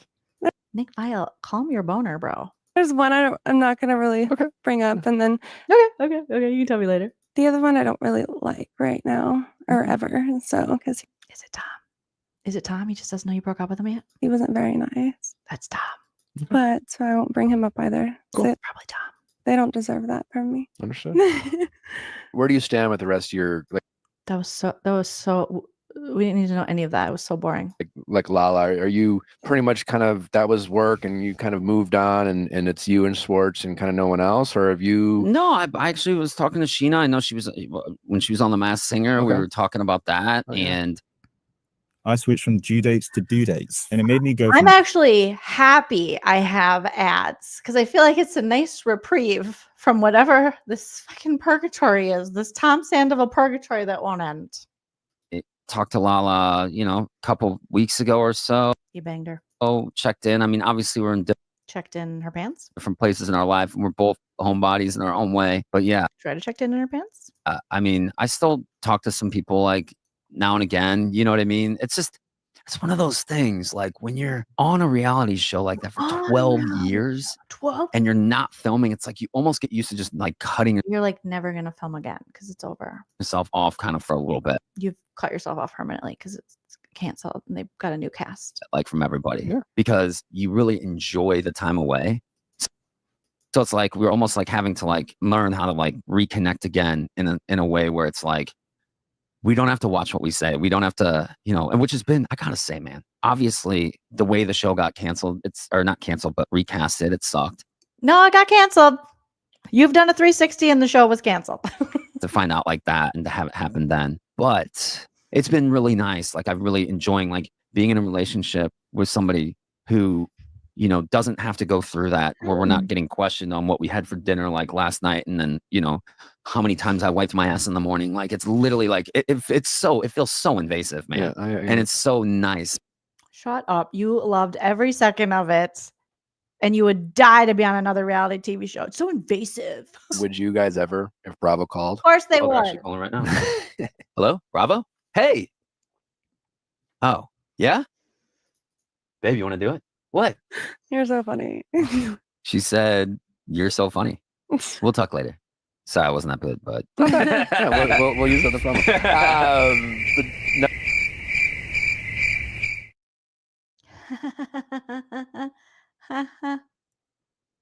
Oh yes, you don't care, don't want to leave. Anything's possible, but no, I mean, I like the idea of not really doing it. Does seem a bit toxic. Yeah. From what I've seen, and They don't have your what you relationship in said their earlier. What you said makes no sense. You said not doing it does seem pretty toxic. So that means doing it is not toxic. Girl, you would do it. in their best interest. Yeah, what you said earlier, like they cut things in certain shows that You mean produce it? Edit it? I've noticed now that I'm How they edited and produced it for your boyfriend to get a good edit for all the years until he fucked it up so bad himself. And even then they tried to save him. watching more of like reality stuff and can make somebody look a certain way and whatever. I don't know. Well, it depends on like what kind of show it would be. yeah, and one Do you thing know that what would I'm be saying? Like, one thing that would be different if they did do something is it wouldn't be Vanderpumprules again. It would be coming The Valley. I'm sure it would be coming into something sort of a different experience, because what ends up happening is like her being my girlfriend, it's like she would just be Tom's girlfriend instead You love that. You love that. You can't stand when women are more successful than you. You hate it. Or women want autonomy. You hate that, Tom. We watched that happen. of like Victoria Lee Robinson coming into a situation like now, or if they did something different or pivoted, Don't pretend to be a Spice Girl, Tom. she would come in on an equal playing field. Because you know how, I don't know if you've noticed on Vanderpump Rules, but like the new people that come in, Humble brag. Because I'm like better than her. Because I've been doing it a long time. So I'm like ahead of her. So she would come in like as like a friend of. And I'm like a main housewife. and there's a lot of like, I don't do it, but there's a lot of hazing that goes on. Sure, Tom. And a lot of like ganging up on Yeah, the new newbie. person. Yeah, there's like a What are you going to talk about? Katie Maloney? I feel like this is a time where he's going to be like, Katie and Ariana were really mean to people. I've never been that Like Rachel Raquel, just because we had sex. way. I've always been the opposite. What would be nice is if that did happen. Yeah, because you're always trying to fuck them. Every new person that comes on the cast, you're trying to have sex with them. That's why you're being nice to them. You got ulterior motives, not because you're a nice guy. It's because you're trying. And at least there wouldn't be that. You wouldn't be getting hazed by people the way you would have if you would have came on Vanderpump Rules. Like you would have ganged up on or felt like you didn't have a voice. I think that would be fine. I think I would be fine. Yeah, but- you would kick some Well, Vicky was going to come. Lauren from Utah. She was like, I'll be fine. I'll be fine. ass, actually. as badass. far as your guys' relationship, are you guys just taking it easy, slow? Why are you asking so many questions about? Are you trying to date Victoria? We already know. Oh, like do you believe in marriage? Yeah. Do you guys No, they don't believe in marriage. talk about that stuff He also believes in divorce. yet, or is it too soon? Yeah, we talk about it. Okay. We have to talk about it. Like I said earlier, it's like if we're not on the same page, I don't want to waste my time. Okay. But that's what you guys both want. We're not saying we're going to get married right now. Or But anything. listen, like talk you about said, having like you said, sex in you're outer adults. I space. mean, as if it is part of the plan, though. We did talk about having sex in outer space. Good for you. We did. Yeah. We did. Nobody has I looked it up. officially- I looked it up, and nobody has done it yet. And so You I'm guys like, can have sex in our bathroom. hopefully we'll be the first ones doing it.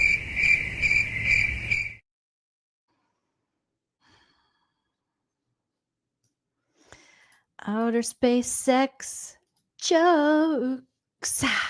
About having sex in outer space. Good for you. We did. We did. Nobody has I looked it up. officially- I looked it up, and nobody has done it yet. And so You I'm guys like, can have sex in our bathroom. hopefully we'll be the first ones to do it in outer space. I'm sorry, what, Nick Viall? What did you say? What did Nick Viall say? You guys can have sex in our bathroom. Nick, oh my God. Check his hard drive. Check, Natalie, check his hard drive. Check it. FBI. Hi, Jolene here. Check it. Cash Patel, I don't like you, but check it. Check it. You can have sex. Do we need to slow that down in case you missed it? You can have sex. I bet there's cameras in there, isn't there, Nick? Sex in outer space. Good for you. We did. We did. Nobody has I looked it up. officially- I looked it up, and nobody has done it yet. And so You I'm guys like, can have sex in our bathroom. New father, Nick Viall, when his wife isn't there, just offering up threesomes and sex in their bathroom. these people fucked afterwards. They had intercourses. Or Nick Viall was like, so are you guys serious about that? And Vicky's like, what? Like, what are you talking about? I love any river rose. Yeah, but you want to go in the bathroom? It's me and Tom. And Tom's like, I'll do it. It's good for me. It works for me. Oh my God. Nick Viall has been trying to have sex with both of them this whole interview. And Tom's like, it's good for me. It's so good for me. Hopefully we'll be the first ones to do it in outer space. So what's the deal with you and Chriselle? Well, I'll tell you a story. Hopefully we'll be the first ones to do it in outer space. Okay, that's all I can do. That's all I can do. We're at 3 hours. That's 3 hours. So it's like,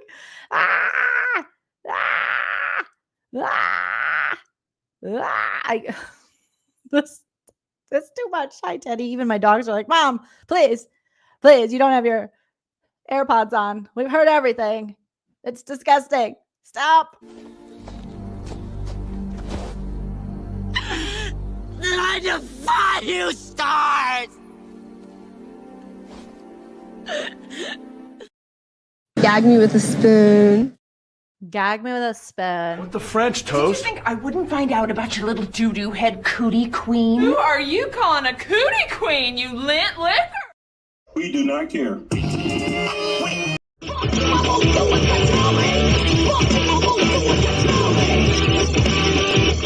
Don't be a dick, you're being a real dick. Stop being a dick, you're being a dick. Don't be a dick, that's what you're being right now. You need to stop, check yourself, and calm the fuck down. Don't be a dick, you're being a real dick. Stop being a dick, you're being a dick. The things that you do, you're obviously very hurt, and that's why I think that you're a big fucking jerk. Don't be a dick, you're being a real dick. Stop being a dick, you're being a dick. You're being a dick. You guys are anything but dicks. Thank you so much. Hopefully you enjoyed this roast, recap, reaction, dragging, all the things that it was, that it will be, that it will forever live on as. I have to go. The dogs are telling me it's time. You guys are all beautiful, wonderful pumpkin spice babies. Have some remorse, have some sensitivity. And you all have the most wonderful remorse. Unlike Tom Sandoval. Chickenhead, I don't know if I saw this earlier, but thank you so much for the super chat. Say it like it is. He's not fooling anybody. And thank you, Christina. Thank you, Laura and Christy Buffenmeyer. Thank you, Nicole Larson. Thank you to everyone in the live chat. Make sure you smash that like. And if you want me to roast and recap the, if you want me to roast the latest Shep interview on Not Skinny But Not Fat, I saw some people requesting that, but I want to make sure we have enough requests. So that people aren't like, we don't want this. So I want to make sure there's like a majority sentiment before we jump into that interview with Shep from Southern Charm. Let me know if you guys are interested in that. And the way you can do that is by leaving a comment. So if I get 25 comments that say roast Shep, I'll do it. If I don't, then we'll just move on to the next thing. If you're not interested, no biggie. I just want to see if you guys are. So we just need 25 of you to head right to the comment section after this video live ends and let me know if you're interested. But until then, you guys are amazing. And I appreciate each and every one of you. And you're hilarious. And you make my days so much better. So thank you for watching. Smash the like. Don't forget to comment if you want me to roast Shep. And I'll be back tomorrow. But until then, enjoy yourself. It's later than you think. Bye.